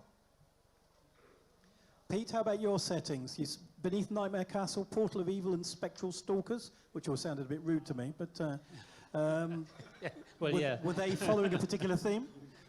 I think the critical thing is that in every one of those three, I wanted to try and do something very different from any other game book that I'd come across. The first one I wanted to do something that was just really horrible, and I think I probably succeeded. There are some very horrible, in a sense, you mean, very horrible monsters and some horrible ways to die. The second one, I think Portal of Evil was the least successful of the three, although I think some people disagree. But that one, the idea was basically, well, let's have some way of getting prehistoric monsters into this, prehistoric animals, and to use as at least some of the monsters. And then Spectral Stalkers, again, I just wanted to try and do something that would blow people's minds a bit, something that was very different and hadn't been done before. And I think it kind of came off. It's a bit weird, but so that was basically it. I was just basically trying to do something different every time, is what it amounts to. So a reaction to what was already on the list, moving into your own space, as it were. Yeah, kind of. I've never really liked being told what to do. When I go to the gym, I don't go to any of those classes where people shout at you and tell you what to do. I just do stuff on my own. I'm not in favour of being told what to do. So I was always trying to plough my own furrow with those books. Let's put it like that. Can I come back on this thing about being told what Totally. to do? Because it does remind me of the story of the beginning of Siege of Sardath, because I was told what to do in the sense that it came back and said, the start's boring. If I remember rightly, but it was, let's soup up the start. And if I remember rightly, Mark, you said, we talked about it and said submit 3 different ideas. And when that sort of letter came back, you can either say, oh yeah, whatever, I'm going to give up or whatever, or you can do what I did, which is like get angry and just write, I'm going to make the most startling opening ever. I didn't send 3 options. I thought, right, I'm just going to throw it right at you. And so being told what to do was a big inspiration for me. Good man, my plan worked. Yeah, it was the same for me on Beneath Nightmare Castle, on the first one I did. I wrote the beginning and submitted it to Ian Livingstone, who was he sent it back and said, no, this is very boring. So again, my reaction was exactly the same as Keith's. I thought, well, right, okay, I'll do something. I'll start with the guy tied up in a dungeon. Let's see him get out of that. And that's pretty much how it started. And you, Paul? You obviously don't like being told what to do either. I would like to know. No, I don't remember ever being told what to do. Maybe because I was doing it with Steve Williams. And you were talking earlier about the co-writing thing. I realised that's what made me do game books, and I would never have done game books if I wasn't co-writing, because Steve and I, when we started writing, were literally co-writing. We had an Amstrad PCW, and one or other of us would sit in front of the PCW and type, and the other one would sit next to them drinking Southern Comfort and ginger ale or Long Life.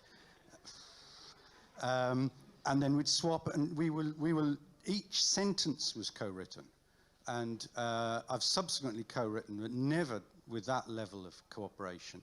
And it created the kind of the dynamic that you were mentioning about your early thing, and it was a strange experience when I actually had to write them on my own. But I don't remember you ever telling me that I had to do anything. Do you? Well, your first few, I wasn't in charge. That was Robin. That's right. It was Robin. Robin never did. He was just happy to get some books in that weren't terrible to get this monthly schedule going. I do remember him complaining, him telling us the Riddling Reaver was a horrible enemy, and I said, actually, he's the hero of the book. I just write it like, I'm on his side, and he gave me a strange look. But he moved on fairly soon after. I thought he wrote some after that, didn't he? He did write some. He was very reliable for traditional stuff, and he's still writing and publishing. Actually, he's very much an expert in Eastern mysticism and so on and so forth. A wonderful history of hypnosis, should you be interested, which is some way from of gnosis. Hypnosis. Oh, hypnosis. Not gnosis. No, the reason I thought you said gnosis was that Slaves of the Abyss, a lot of the oddness in that book was because I was really interested in Gnostic mysticism at the time. So it's full of all the names in that straight out of. Yeah, right, okay. Well, no, that's interesting. Not the Gnostic mysticism you smoke, I should add. Because obviously, when I was running the line, which is about the last 6-7 years of the Penguin line, which is a little after the first few of each of us, though I must have been the editor on Spectral Stalkers for Peter, but I think Portal of Evil, was the last one Robin did. In fact, I think I did 38 onwards. My only game book, 31, was with Battleblade Warrior, was with Robin. But I wasn't aware of people filling the books full of secret mysticism and strange tricks, but there were plainly in-jokes and secret references and things. What sort of stuff was going on along those lines? I know, for an example, I know in Battleblade Warrior, I was so keen on the orc cannibalism scene, and unfortunately, it had to be really toned down. I thought, well, of course, the reader of the book, he's pretending to be an orc. We're at a funeral. They devour the body. Of course he's got to commit cannibalism. What's the problem? Oh, the Puffin board don't like that so much. Hold on. If he isn't an orc, he's just pretending to be an orc. It's not cannibalism. Well, that was my argument. And he had smeared some mud on and, you know, stuck a dead orc's teeth into his mouth, so he was plainly an orc. Yeah, I had, in Beneath Nightmare Castle, one of the monsters that I'd created was vetoed by Puffin as being too horrible. It was a woman who looked perfectly ordinary to start with, but then had tendrils and tentacles growing out of her mouth. And there was a... now, who did the illustrations to that? Dave Carson, yes. And Dave Cthulhu Carson. Yeah, and yeah, indeed. And he drew a picture to go with it. And Puffin said, no, we can't have that. That's just too horrible, which is a shame. I've still got the picture, but it's, yeah. And your wife still regards it as a great portrait. And another thing I was going to say was this thing about writing with other people. That strikes me as really difficult because where do you put the flowchart? I mean, when I'm... That's your first question. That's the first question. For each of the 3 of these that I wrote, I had a wall covered in bits of A3 paper sellotaped together to make the flowchart. And I don't see how you can write one of these without a flowchart. And so if you're trying to write with someone remotely, I mean, that strikes me as really difficult. In the days, we're talking in the days before you could actually have any of this on a computer, obviously. I mean, I think I was writing on a... Oh, I don't think I even had a Sinclair at that stage. I think I was probably just writing on an Amstrad word processor. Because mighty PCW. Yeah, that's right. So you know, there was no chance of sharing anything online with any collaborator. It all had to be on paper. And as I say, I just don't see how you. I mean, that flowchart, that's not going to move anywhere. That's going to be stuck to the wall until you finish the book. So anyone trying to collaborate, how did you manage? We had this amazing thing. You see, they make these sheets of paper. They're called A4, right? And the secret is that you don't write the whole flowchart on one piece of paper.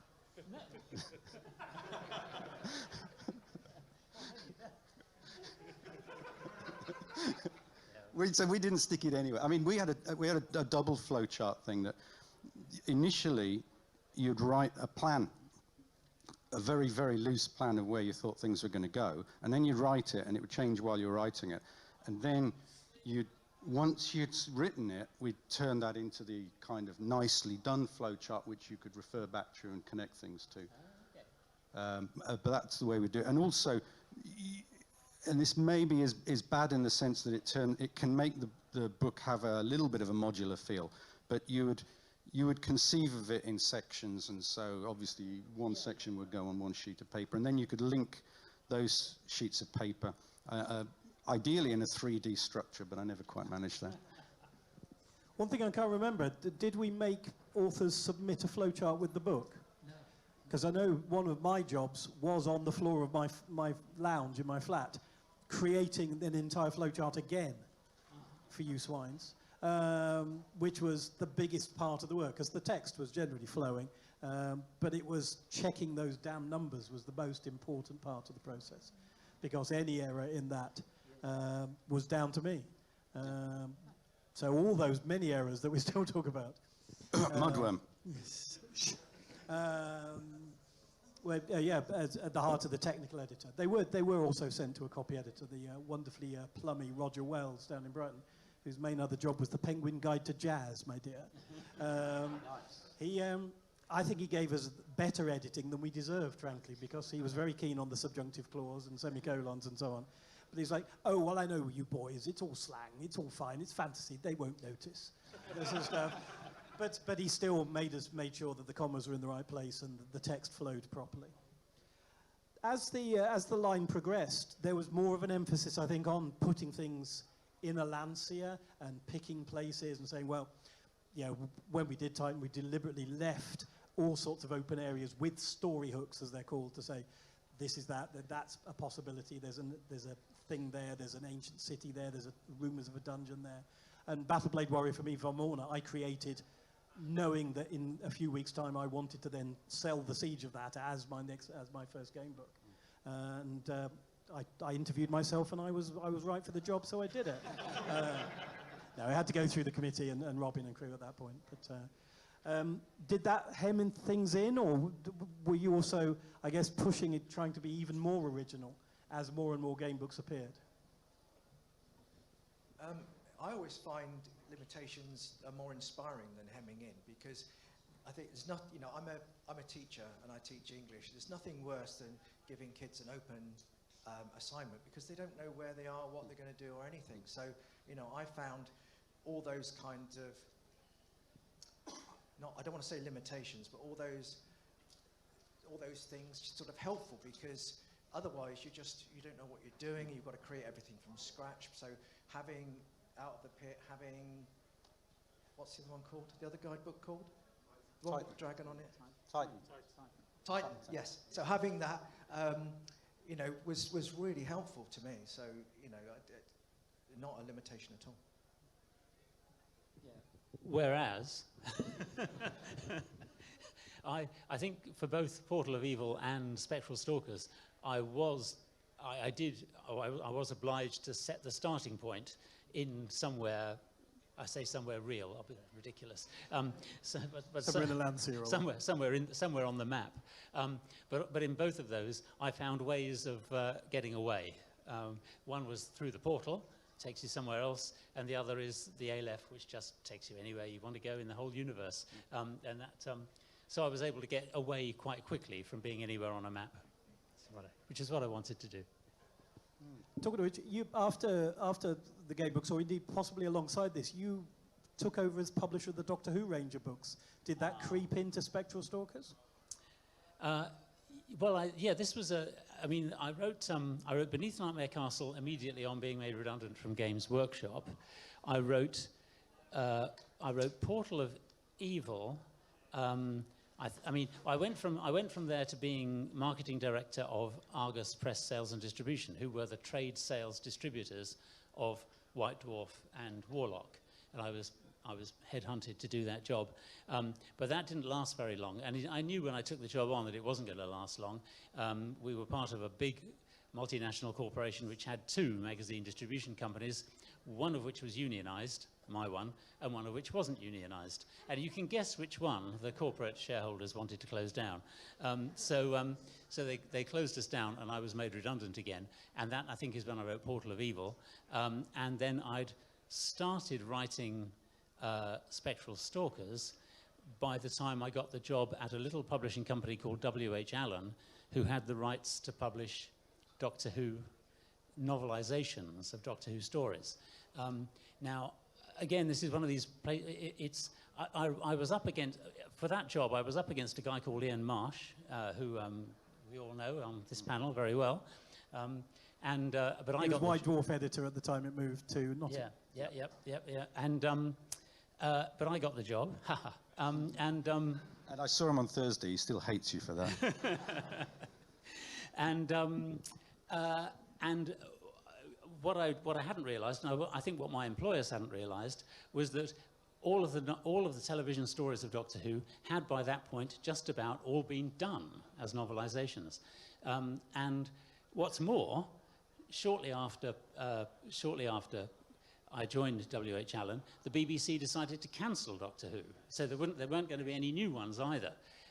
And it was at this point that rather than just chuck in the towel, I thought, well, what the hell? Let's just approach the BBC and say, we want to start again. We want to write original novels based on Doctor Who. And they dithered and dithered and dithered, and there wasn't really anyone there who cared about Doctor Who anymore. They'd all gone. And eventually I just said, well, look, I'll draw up a contract and get someone at BBC Books to sign it. And so I drew up a contract, sent it over to BBC Books, someone there signed it, and lo and behold, we had the rights to do Doctor Who original fiction. And we did that throughout the 1990s. We did a series called The New Adventures, then we started a series called The Missing Adventures, starring older Doctors. We did lots of non-fiction books about Doctor Who, which were small books and large illustrated books. A role-playing game, which I wrote with Ian Marsh. In fact, I say I wrote with Ian Marsh. Ian Marsh wrote it, and I put my name on it, largely.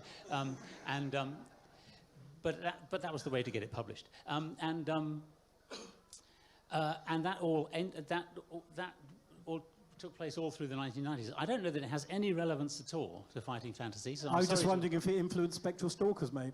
But no, it had nothing to do with it. Plainly not. No, sorry, no. It's no. I've just gone off on a Doctor Who theme here. But anyway, who knew there was such a connection? Obviously, there were also Doctor Who game books, but that's for collectors to go and find out there in the. Or not, if you actually care about the they're quality. They're not brilliant, but who knows? They may yet return. And Doctor Who apparently continues to this day. Who knew? But all good. As we talked a bit about settings, but what about the gameplay? Because what we found after about 3 is there were new skills, new stats, new abilities, different things in your inventory to start with, and then there were some increasing sophistication in layering levels, secret paths. We talked. Keith mentioned. The suggestion that you include visual clues and answers to puzzles within the illustration if you can plan it carefully. How did that impinge? I know some authors wanted to do more of a back to basics approach and strip out all the sophisticated extra rules, character classes, encumbrance systems or whatever. How did that impinge on your particular game books? Keith's grabbed the mic, he's raring. Again, that was, total inspiration for me, that because in mine I added bows and arrows, so it was sort of, you were trained, the character was trained by elves, so you could, I added the rule, I think, it's a while since I've played it properly, I think you were given a certain number of shots you could take before you had to engage in melee combat. I was never a fan of this whole rations thing, provisions, whatever it was, where you regain health by eating, because I don't know about the rest of you, but I lose health the more I eat. So it's more a staying alive thing, I find. So I introduced the idea of herbs, which seemed more reasonable and fitting in with the idea of, the natural environment and all that kind of thing. There was also a suggestion about using time, so I did the days of the week thing, I think, which was,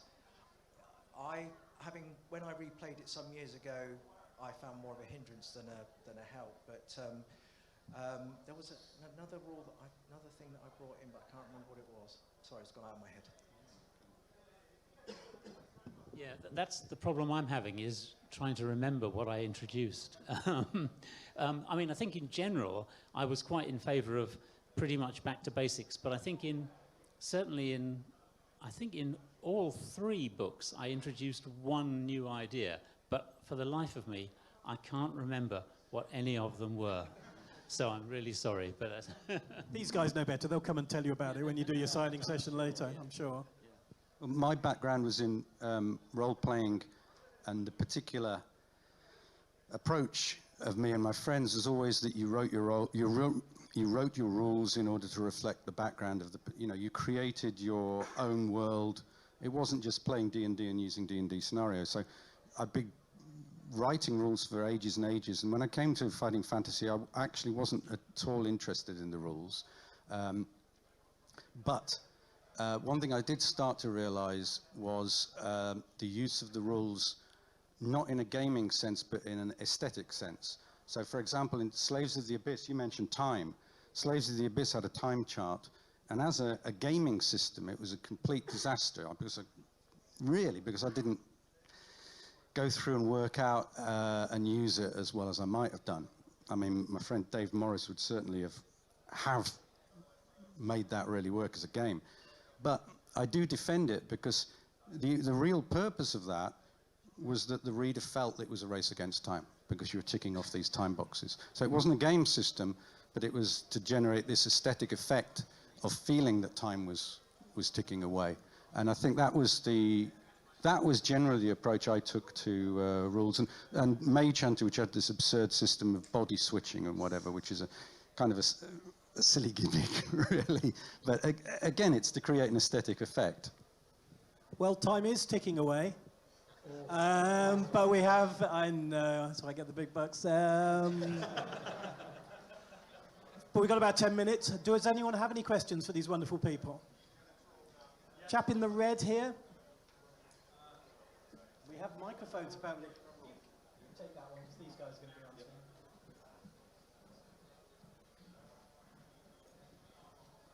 answering. Hi, question for Paul. Two-part question. First of all, why were your books so weird? And second of all, did you get a lot of pushback from the publishers about the kind of unconventional scenarios you were using, or did they try and make it a bit more conventional to I'll previous answer the books? second question first. None at all. I said earlier, I never had any, I was never told to do anything, and I never had anybody coming and saying that there was any problem with them. And to answer the first question, I sort of answered that earlier. Steve Williams. And it's a shame I couldn't bring him, get persuaded. Yeah, yeah. Steve was, I mean, creative. Yeah, creative, yes. If you look at Riddling Reaver and Slaves of the Abyss and Black Vein Prophecy, and then you look at the two that I wrote, it's like, you know, it kind of goes from Dayglow, multicolour, bonkers stuff to Charlie Chaplin in black and white wandering along the street. So there we are, there's your answer. It's all Steve's fault. Another question. Chap at the back. Ooh, I'm going to make this guy run up and down the stairs. Pass that on. Right in the middle.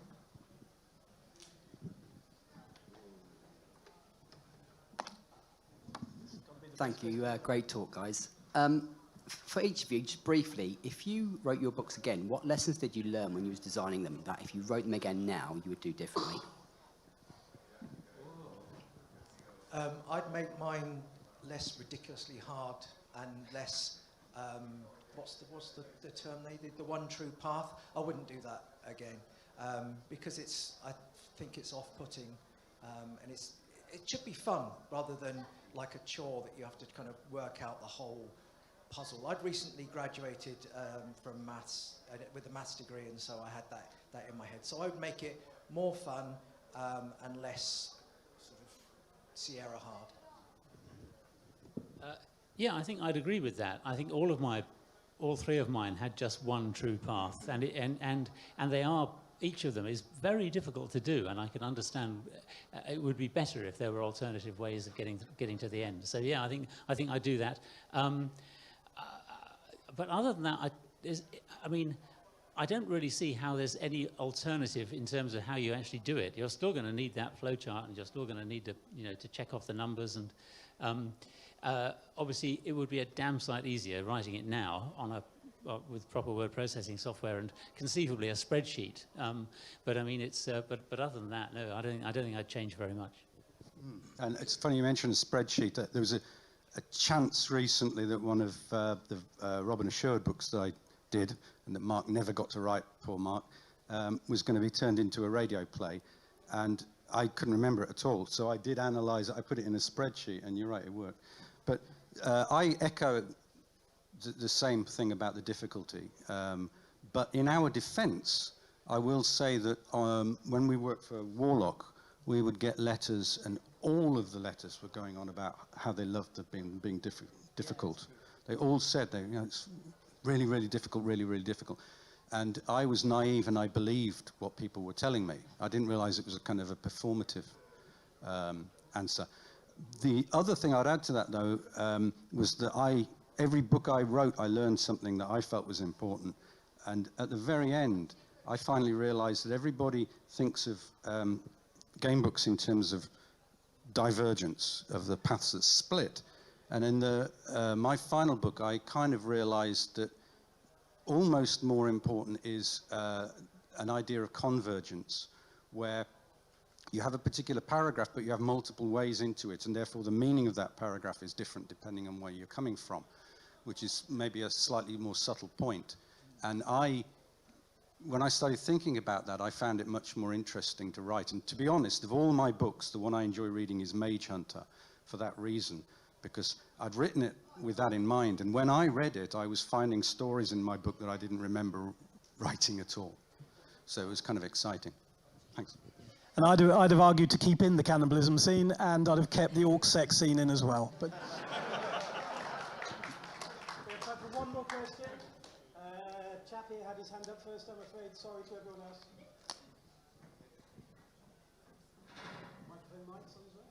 Thank you very much. So earlier on you said a lot of you would be picking things that were as different from much of the rest of the offering as possible.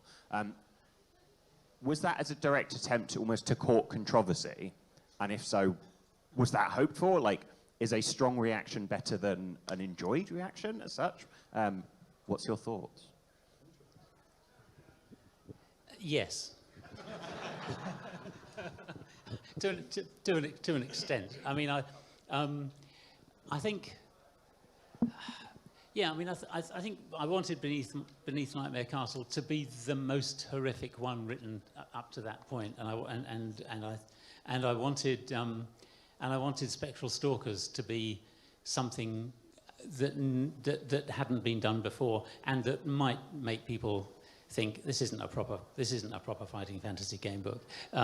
So yeah, I think there was an element of courting controversy, but at the same time, you know, you've got to please the reading public and you've got to please your publisher. So you can't go too far off the beaten track. But yeah, I think there was. I'm afraid. Sorry. I'm in a slightly different situation because I came from outside, so obviously I was trying to please Mark and Geraldine and people like that. Having said that, on a slightly more serious note, I was trying to do something slightly different, which was rather than, you know, you go from place to place, you encounter some creatures, you find some treasure, you move on kind of thing. I was trying to make a world where most of the people you met you already knew. So, you know, there were clues throughout the book of what you know about these people. There were clues in the maps and things like that. So, yeah, I was trying to make it slightly richer in that sense. To be quite honest, and this relates to the previous question, I wasn't trying to court controversy or do anything different or strange at all. I was just trying to write a book that I was interested in. Thank you very much. Pertinent and perceptive questions, I thought. Last question for this lot. If Steve and Ian wandered in and said, Scholastic need you, would you write another fighting fantasy book? Keith? Leaping from his chair, saying, yeah, pick me. Absolutely. I'm currently working on a game book with my students, which is going really well. Some of you here probably contributed to the crowdfunder, so if they came and said, do another one, I'd love to. It would be fantastic. It was such a, you know, and for me as a young person with Dungeons & Dragons background, with some sort of vague writing ambitions, to be able to have something published and to go and see it in Smith's, see it in the library was a fantastic experience, you know, and have people asking me what do you want for the illustrations, and seeing these fantastic drawings that came to life, you know, it was a special time for me, so I'd love to do it again. Yes. Are you between jobs again, mate? I'm recently retired after 20 years working as a tax inspector for HMRC. Hold on, I thought you said you never did what people told you. Yeah, well, but if they asked, I mean, if they begged, you know, then, you know, yeah, no, I'd say I've got plenty of time, so yeah, I'd say yes, yeah. I have to be boring. I'm kind of old-fashioned, and I think writers should keep copyright on what they write. So if yes, yes. If not, no. Well, there's your controversy to finish with. I only wrote one game book. I was far more of a producer, director, pulling the strings, as you can tell. And I've recently gone back into game books because you'll see in the Trader Hall that Aconite has 2 Marvel game books out. And boy, I had to have some chats with myself as to whether I was going to be the person working on them. And I was on the floor of my house with a bloody spreadsheet again. It looks like we've gone back in. These guys are going to be doing signing sessions. I think I'm in for one as well. If you do have any of the old books, by all means bring them along. Have some personal chats. Except Mage Hunter. And get them signed. But for now, thank you very much for your questions and your attention. And let's thank these brilliant guys.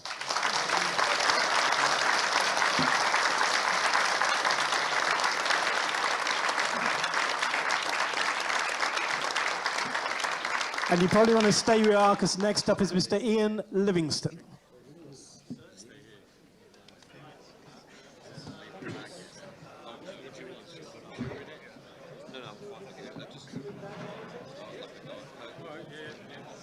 back in a minute.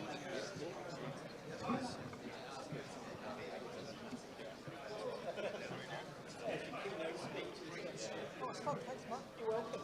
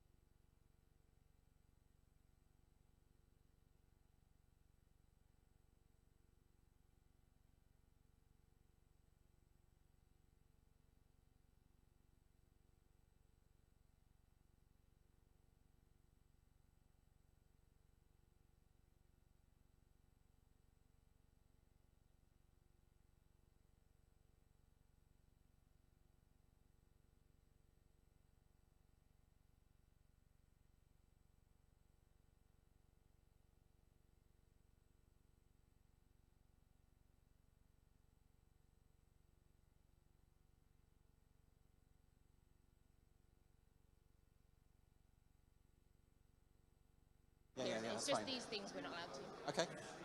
I think we're good. Seats in the back. You'll need another seat. Sorry, are there any more seats? We're still... Oh, wow, loads. Okay. Oh, the heat. Oh, okay, right, fine. That's fine, you stay there. There will be, Does talks anybody will else? be available on YouTube. There's a couple more seats if you want. No, I'll just Oh, okay. All right. Sure, Ben. Right, I think we're good. Okay. Is the letter front of you as well? Oh, Hannah. Yeah. One more seat. There we go. Going once, going twice. Okay, right. She's going to take a photo and then go. Thank you. Yeah, he's going to come and sit down again. Oh, there's another one. I don't know who he is.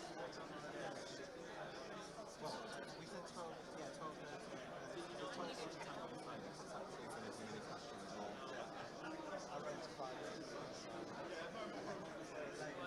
I know, yeah. Anyone else got a seat? Anyone else got a seat? There's one right at the back. You want to go right at the back? That's the last one. Absolutely, because we need to start as well. Okay, are we ready to start? Yeah, we're ready to start.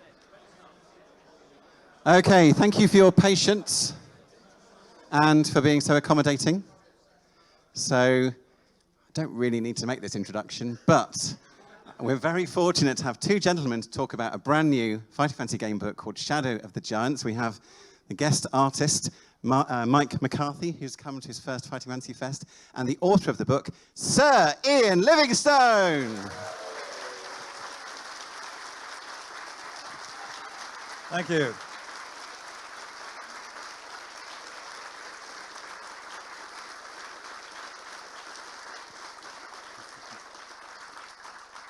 I feel like Erling Haaland just scored a hat-trick the way that went. Thank you very much. It's so great to see a room full of 10-year-olds looking so happy. You are looking a little bit old for your age, but not as old as I am, so that's fine. So I'm delighted to be here. I'm really delighted that we're having another Fighting Fantasy Fest, and John's run off, so I can't congratulate him, so I'll take all the credit. So thank you very much again. It's been a great journey, 40 years. I'm going to talk a little bit about the history of Fighting Fantasy. As we all know, it started a long time ago. So maybe we should do a little bit of market research first, find out. Who read them in the 1980s? What a surprise. Who knows anyone who started reading them this century? Started reading, okay. No. And who started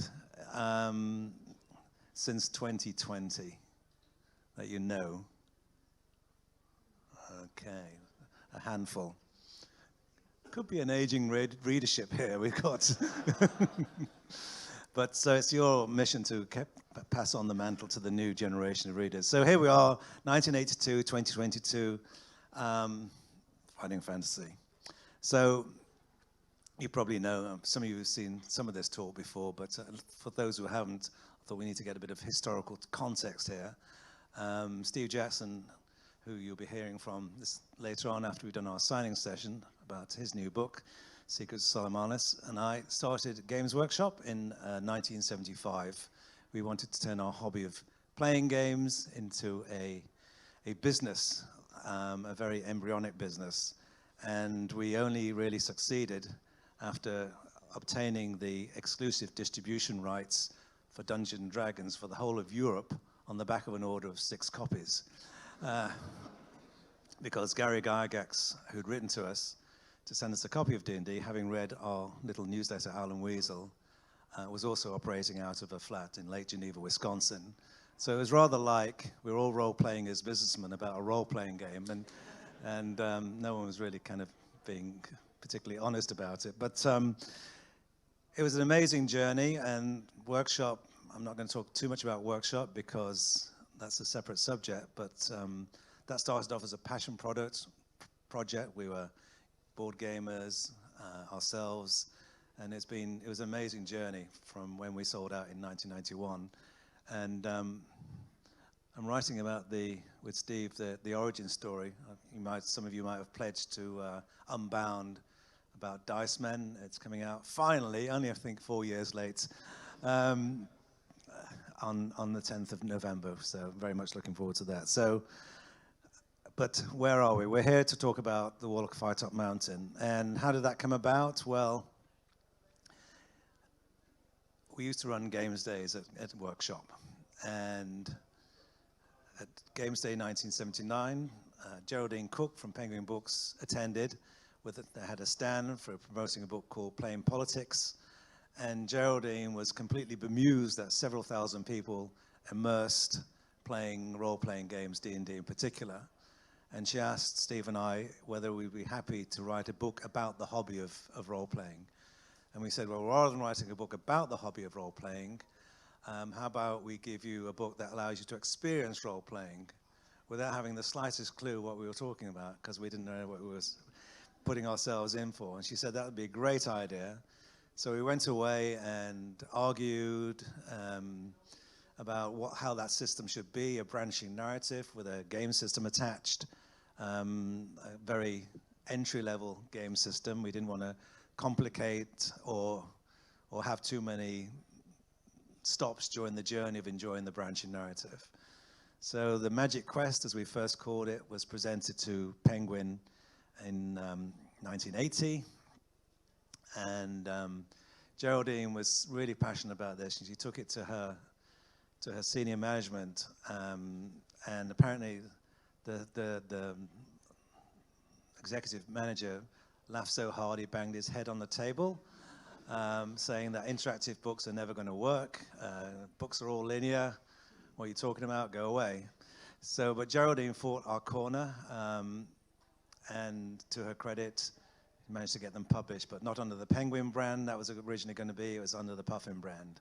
So Warlock finally came out in August 1982 to virtually no marketing at all. But we promoted it through White Dwarf magazine as much as we could, and we had a huge help through BBC Radio 1 in that we got on the program and we read out the options on air, and people would phone in and make the choices. And that really ignited a lot of people's interest in the whole concept of branching narrative. And so they started to sell. You were probably there as well at the time in various schools. The playground chat was virality of the day, pre-internet, of course. And they spread by word of mouth, and suddenly there's a whole network effect, and the whole country was playing these books. And whilst Penguin Books still couldn't get their head around a branching narrative, the salespeople didn't know how to sell them. They were selling. And they reprinted some 10 times in the first couple of months, still had no idea what was going on. And until Geraldine proudly came on the phone saying they wanted two more books. So Steve wrote City of Chaos, and I wrote Forest of Doom. But one big thing about the books is the artwork. When we first talked to Penguin, because it was under their Puffin imprint, they wanted covers that had toadstools and little gnomes on them and butterflies flicking around. And we wanted covers that threatened to rip the faces off the readers and scare them as much as possible. So we had that big argument, and we argued that having done a lot of this kind of work with all our Games Workshop products and being D&D player for some 7 years, that this was the right imagery that we had using our workshop artists. But to their credit, Penguin let us do that, and we commissioned our own artists. And the cover of Warlock of Firetop Mountain was by Peter Andrew Jones, and of course, the interior art was by the legendary Russ Nicholson. Sadly, couldn't be here today because he's quite ill at the moment. And maybe something you don't know is that Russ was also being asked to submit a cover proposal for the Warlock of Firetop Mountain. And I don't know if you've seen this before, but this was his original sketch for the Warlock of Firetop Mountain, which didn't happen, of course, replaced by Peter Andrew Jones's legendary, iconic cover. And where we are today, nearly all my fighting fantasy books have been set in Alancia, and here's a new map that's in Shadows of the Giant, and with the new place names on it. So we've built up this world over time. We never started to build a world. It was all isolated, and then it was the idea then to start connecting the places and have some consistency around the mythology and the characters and the places and the currencies and the lore, until we've built up the Titan world, split into 3 continents. Atlantia was mainly for where Steve and myself located our fighting fantasy adventures.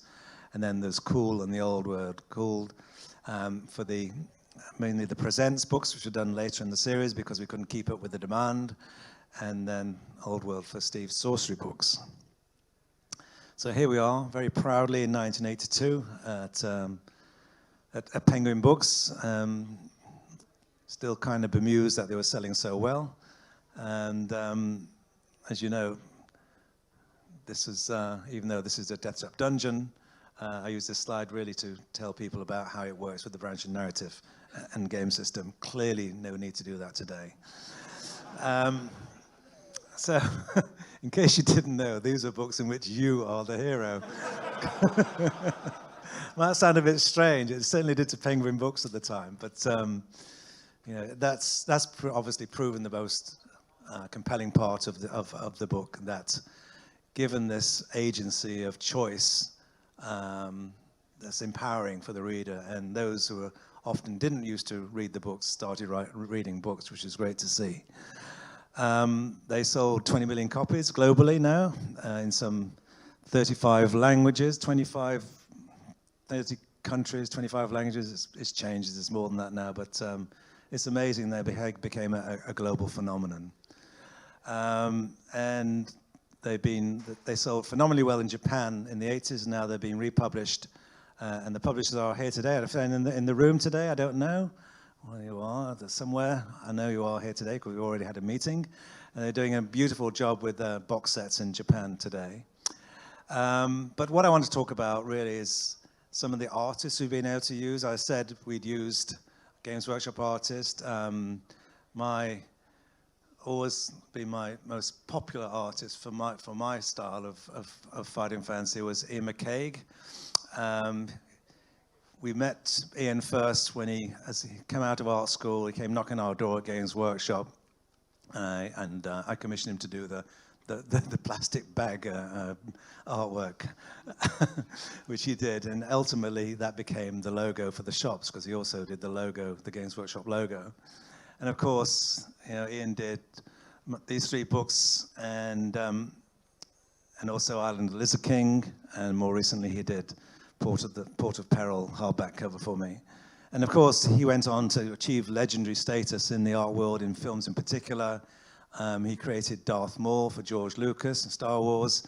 And I always like to think that Darth Maul and Zambar Bone are distant cousins, given that they have spiked craniums. So, and art has always been an incredible part of the books. But there were all the critics when something new comes along. And in the 80s, we had quite a fair few of them. The Evangelical Alliance published an 8-page warning guide about the book, saying, because you're interacting with ghouls and demons, you're just bound to get possessed by the devil. A very concerned housewife in deepest suburbia phoned her local radio station and said that having read one of my books, her son levitated. And on the local radio, all the children thinking, what, for £1.50? I can learn to fly? That's amazing. So with a sudden boost of sales in that area, the local vicar to Penguin Books threatened to chain himself to the railings of Penguin Books until they were banned. There was a vicar in a church who tried to get all the congregation to burn the books and send in petitions, and there were petitions sent in. Those articles written about the dangers of children using their imaginations. God forbid that you use your imagination. You know, once there was no need to worry what danger could be inflicted on young by encounter with Dan Dare or Enid Blyton. I'd say pretty terminal. And Bob Fisher, who's in the audience here today, cited even more examples of this satanic panic caused by fighting fantasy. At the same time, might I say, that some enlightened parents and teachers and guardians were realizing that it's actually quite good. They're getting people who don't normally read to read books. They're good for critical thinking. There was a research done that said they improved literacy by some 17%. Maybe they're not so bad after all. And so the mood slowly changed, that they encouraged creative writing, and a lot of people cited fighting fantasy for the careers they embarked on, whether it's in art or writing or creative industries. And so they were eventually seen as a good thing. What's on this slide? So there's been video games, of course, over those years. There's been Death Trap Dungeon, published on the PlayStation.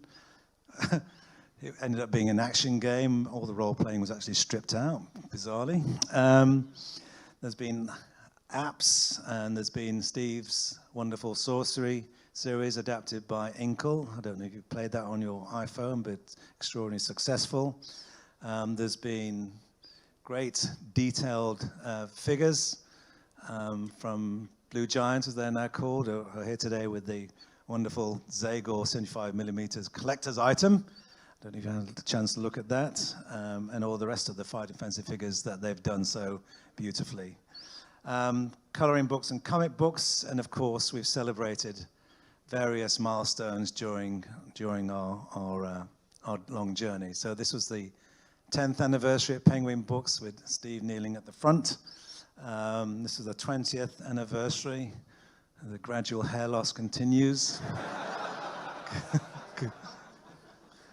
The 25th, when the hardback was published.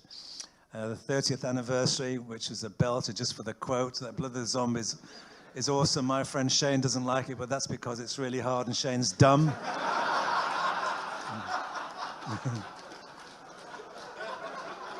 Probably the best quote I've ever had one of my books. And of course, a milestone happened in 2017 when we had a new publisher come along in Scholastic, which is great because of the size and the scope of that publisher. Was able to take fighting fantasy to new audiences. So we celebrated the 35th anniversary happily, and then I wrote a new one for the launch of Scholastic's imprint of fighting fantasy with Port Apparel, and also did a hardback with an Ian McCabe cover. And similarly, a couple of years back, 2 years ago, 2019, with Assassins of Valencia and a Karl Kopinski cover on the hardback. But here we are today, the 40th anniversary. We're still standing, even though I've had hip surgery this year. It's working, I'm now bionic. And of course, as I said earlier, the art has been so important in fighting fantasy. And it's always been my desire to work with the best artists. And in Mike McCarthy, I think we have found one of the best artists that ever come to fighting fantasy. And I'd like to introduce Mike right now.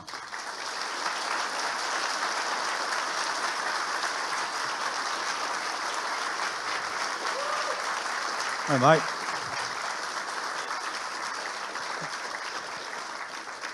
So I tracked him down. I knew his reputation. He'd worked on Fable. Who's played Fable? The legendary game. The art style and most of the good stuff in Fable is thanks to Mike. And I'd also been working with a small games company called Pixel Count, who were developing a game called Kinseed. And they knew Mike and said, you need to, this is how you track him down. So, because they're ex-Fable developers. And Kinseed actually is going to be out later this year. If you like pixel games, sandbox games with story, you should have a look at it. So Mike, I've got a couple of your illustrations here. Then we're going to embarrass you and allow you to tell your life story and how you actually got conned into working with me on this. And what a great experience it was, of course. So as you can see, his artwork is incredible. We'll just go forward with those, and then I'll reverse back and probably hang it on this one or this one. I think we'll hang it on this one and say, Mike, say hello to Fighting Fancy 10-year-olds. Nice to be here. They're horrible this big. Don't make them really small. They look great in books. I'm not selling these, I'm selling the books. All right. Good point. They still look good. Don't they look good? Yeah. So you don't know anything. So Mike, how do you get conned into working with that author who writes those funny books? Well, I mean, you know, as we all are here, I grew up being a huge fan of the original Fighting Fantasy books. And one day I got an email from a friend of mine at Pixel Count and said, my friend Ian, he's writing a book. He's after an illustrator. Would you be up for that? Can I give him your details? I was like, yeah, okay. That'd be great. And he said, okay, I'll send you his details. And it came through and I was like, Ian Livingston. No. Ian Livingston? And I got back to him and said, this is Ian Livingston, right? Sir Ian Livingston. And he went, oh, yeah. I was like, and, you know, I felt hugely privileged to be asked and terrified, absolutely terrified. But, you know, so that's how we ended up hooking up. And it's been a joy. It's been really good fun. How much of a pain in the arse was I? No. No. Let's get on to the real story. I have to be careful here. I was a pain in the arse and he was late. I'll never work for anybody again if I say the wrong thing now. No, it was great. Do you know, it was fantastic working with you because a lot of the time the vast majority of the work I do is concept art. So that's, you know, very iterative, very fast, very loose. You know, you're working within a huge group of people. Some of the illustration I've done has always been through agencies. So you don't often get to you never get to work with an author of the standing of Ian, really, unless you're, you know, kind of very lucky. But the other thing is you very rarely get to work directly with the author, which is fantastic because usually you go through, you know, an agency and they say, oh, we've showed them to the author, showed these drawings, they said this, blah, blah, blah. But this was great because we could just, you know, ping pong ideas off each other. And Ian, he knew what he wanted, which is also quite rare with authors, I think. But because I think of this huge world he's created and so many illustrations have been done. And he knew what he was after. He knew the look he was after, he knew the feel of each, how each frame should be composed, you know. So and it was great. Honestly, it was really, really good fun. You know, and it's the best kind of pain in the ass. Okay, I'm very aware of the time, so I think we should have some embarrassing questions come our way. If people are afraid, I don't think we've got a mic handler. We've got a Mike McCarthy. Have we got a mic handler? So.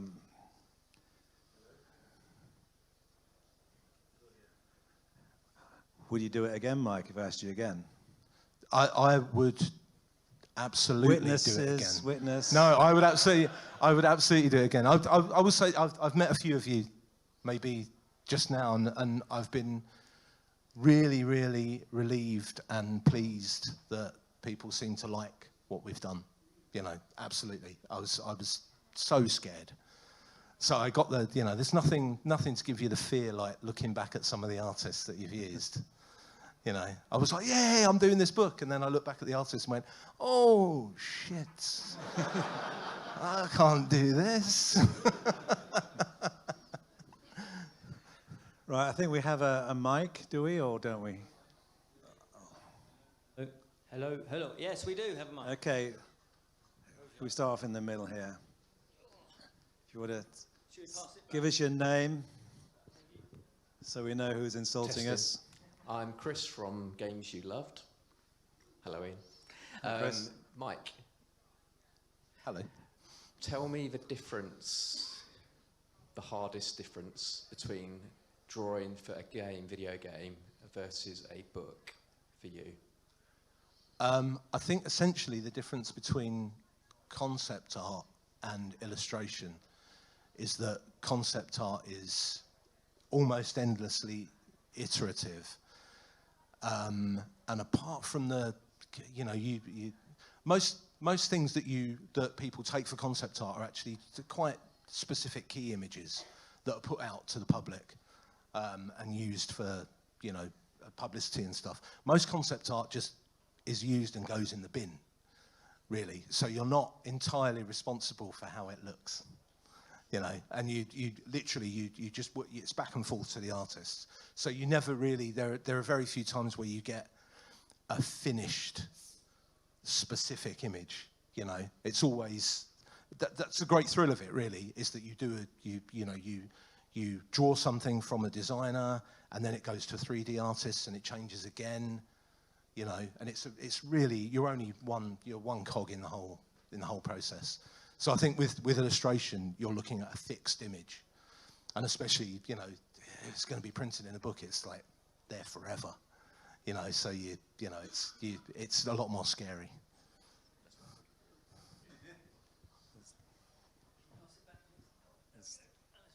At the back, right at the back. Keep you fit. Hurry, hurry, hurry.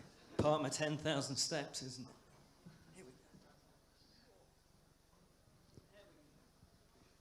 Hi, Matt. The art seems to be going back to the kind of the more realistic or in-your-face style of the 80s with this one, which I think is absolutely brilliant. What was the decision to go back this way than the kind of direction you've taken with other Scholastic books? I think I kind of forced the issue.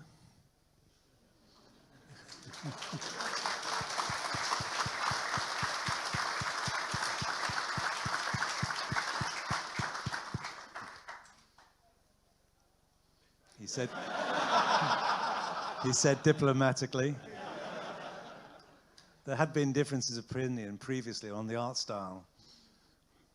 But having been in business for some time, we did some A/B testing and found that some people preferred this style. Not many preferred the other style. So you can't argue with data. It wasn't just a subjective opinion. Yes. Two at the front, the same row. Result. This one here. Hi, Jonathan. We've got all this rich history of the artwork. If you had the chance to have Fighting Fantasy put on either TV or the big screen, would you go live action or would you go animation so that the artwork could be reused as the basis? I mean, some people prefer animation, some people prefer live action. It comes down to production values, and that comes down to budget. So if you've got Game of Thrones style budget, I'd like to do it live action. But if you only got a few £1,000s to spend that with a horse with an ice cream cone on his head for a unicorn, not so good. So probably the animation would be better. But both styles work with me. But it comes down to quality. We've built up this world, this canon, this visual stuff, and I hate it wandering away from its original intention of being kind of dark but slightly humorous world as well. So it's slightly threatening, but there's also great moments of relief and light moments in there, and characters that you relate to and like and love and miss. R.I.P. Mungo. Sorry about Throm.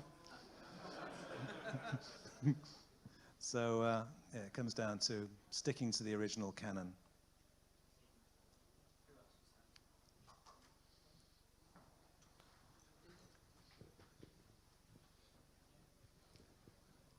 Hello.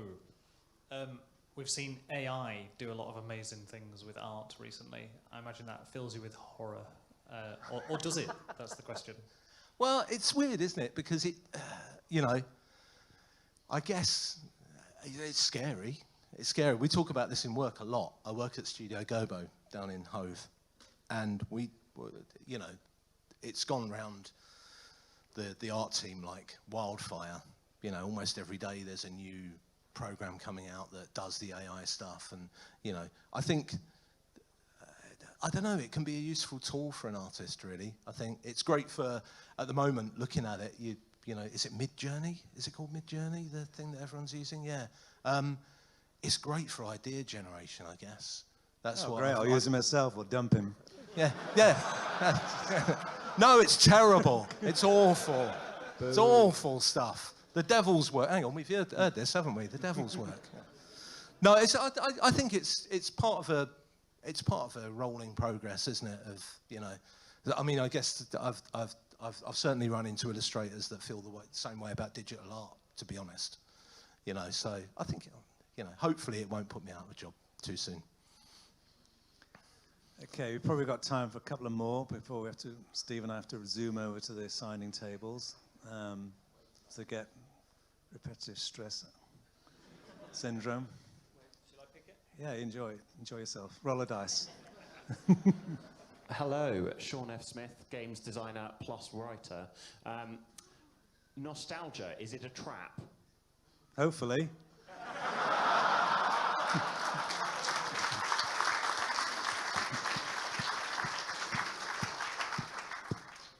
Well, it's not what it used to be, is it? Certainly.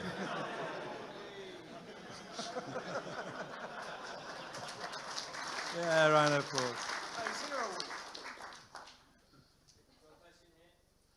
What inspired you to do your artwork?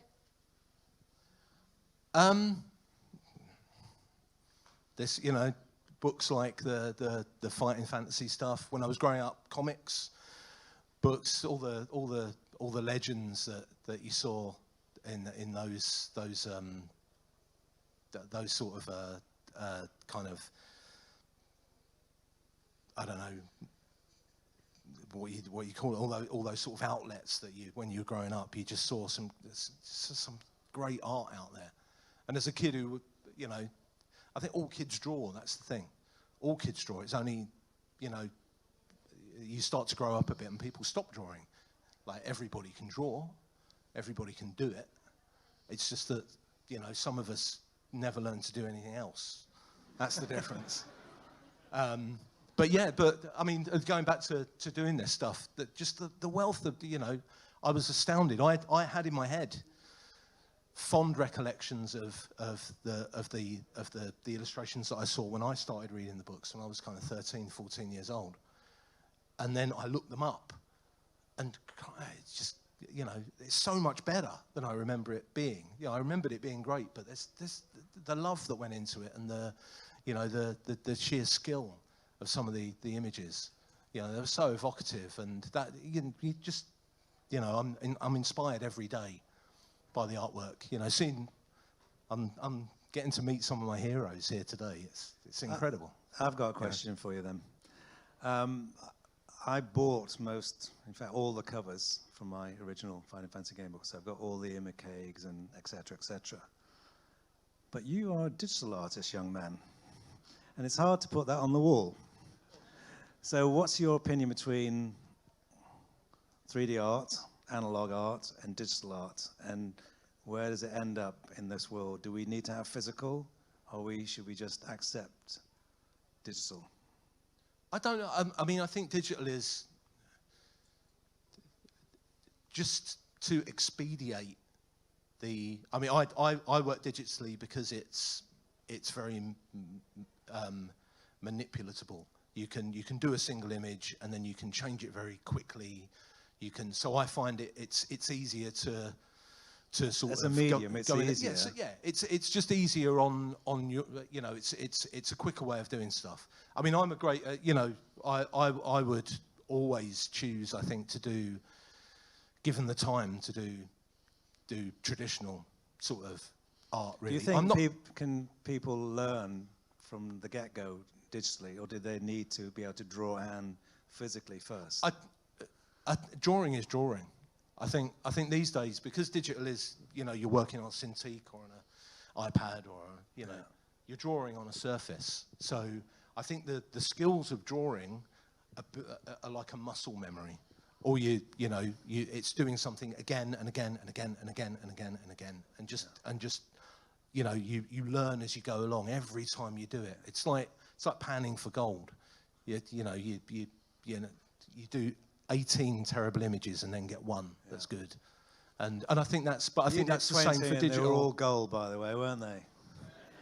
Well, that's very kind of you. Well, but not all of them. But the weird, actually, I'll tell you one weird thing, that if you draw traditionally and in digital, the one weird muscle memory that you learn is that, because it's Control-Z for undo.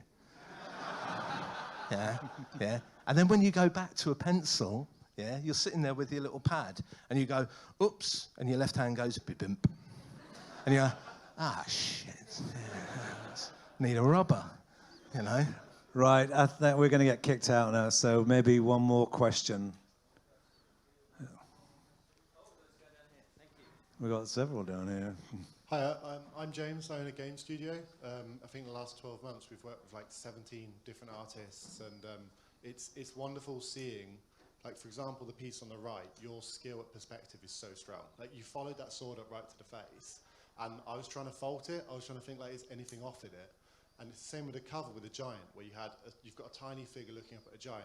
What would you say to aspiring artists in the room? Like, what's your trick for Give doing up. perspective so well? Apart from give up, what's your perspective trick? Because it's wonderful, really good work. Oh, thank you. It's always work from life, if you can. Actually, I have a sword hanging on my wall, and I had my wife standing like this with a sword, and that's how I drew it. Fantastic. And it's always from, like, you know, the finest thing you can do as an artist is do life drawing. Go out into the world and draw. Don't just draw from pictures. It's different copying a picture than actually looking at something and doing it yourself. Draw things as you go, you know. Art galleries are great places to draw people, you know. But yeah, just that. Always draw from life if you can. Art galleries aren't going to have anything to hang on the walls. You keep going digitally. Any more questions? Let's just carry on with this, because you're probably in the queue for the signing. So you're keeping yourselves waiting. Great. Hi, I'm a primary school teacher, and every year I introduce my new class to your books, and I find it really helps them engage, especially reluctant boy readers. And then what we try and do is we then have a go at writing our own branching stories. So can I ask you for some advice that I could give to them directly from you as the author, which will get me a lot of points from the class? Well, it is a nightmare, as you know, writing one of these things. So clearly you have to have an overarching storyline with the characters in your mind, and obviously an objective. So that's obviously the starting point. What does the reading have to do ultimately? And then you have to set off writing multiple branching storylines. But as you do so, you should make a map and like a flow chart, and keep a record of every decision point, what you discover, and where it's discovered. And then as it goes on, bring people back to node points to make sure they don't miss any essential information. My most enjoyable aspect is luring people to their doom. So always paint a really rosy picture there. Ultimately, they're going to land on poison spikes. So you've got to really kind of hide the one true way as much as possible. And then you have to go back and do quite a lot, because as you go along, you need a key, so you have to go back to find, you have places where you can put stuff later on, because you don't know what you need until you've written it, basically. So there's a lot of back and toing.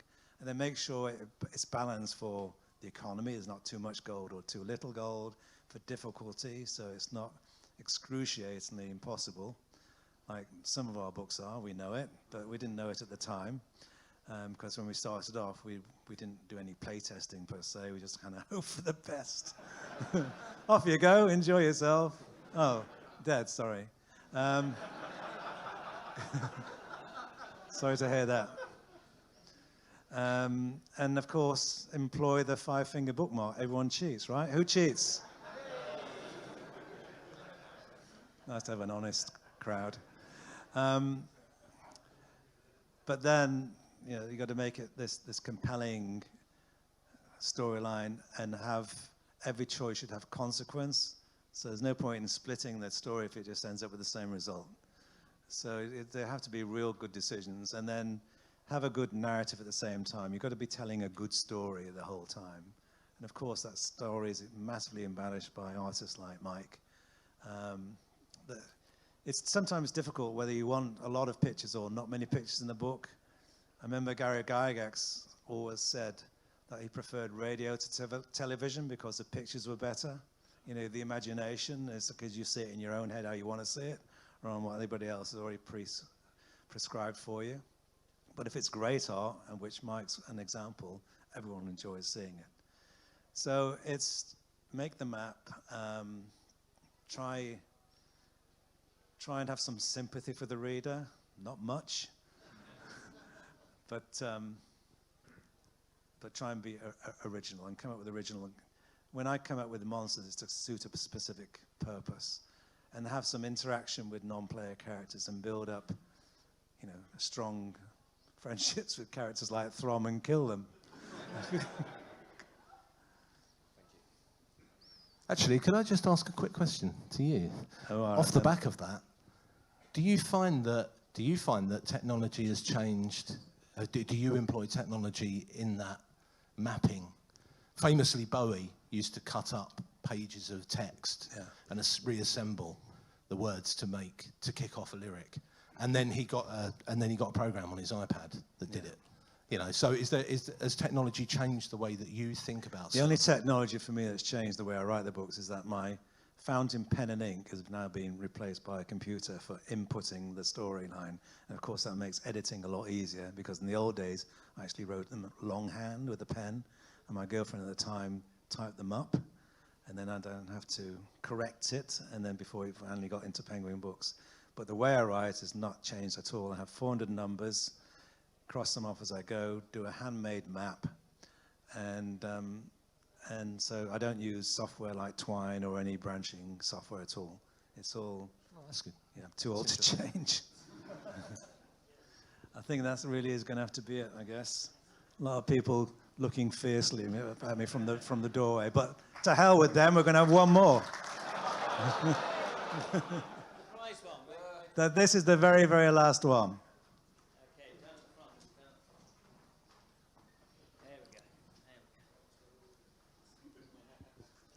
So it's Zagor's 40th birthday party at Firetop Mountain. It is. Any artist or band, alive or dead, who would it be? Any artist alive or dead? Probably Jimi Hendrix for me. Or Miles Davis. Or Little Walter, harmonica player. You can never ask me my favourite. If you ask me my my favourite game book, I'd always give you 4. Because I got 4 kids, and when they ask what's your favourite child, how can you say that? You love them all for different things. So all I can say is thank you very much. I hope to see you at the 50th anniversary.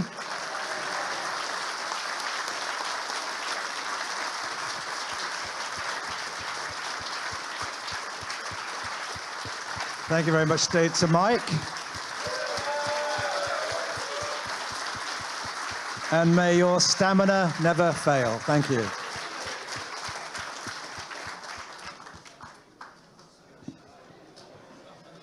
We're now doing a signing at the other end of the hall, by the way.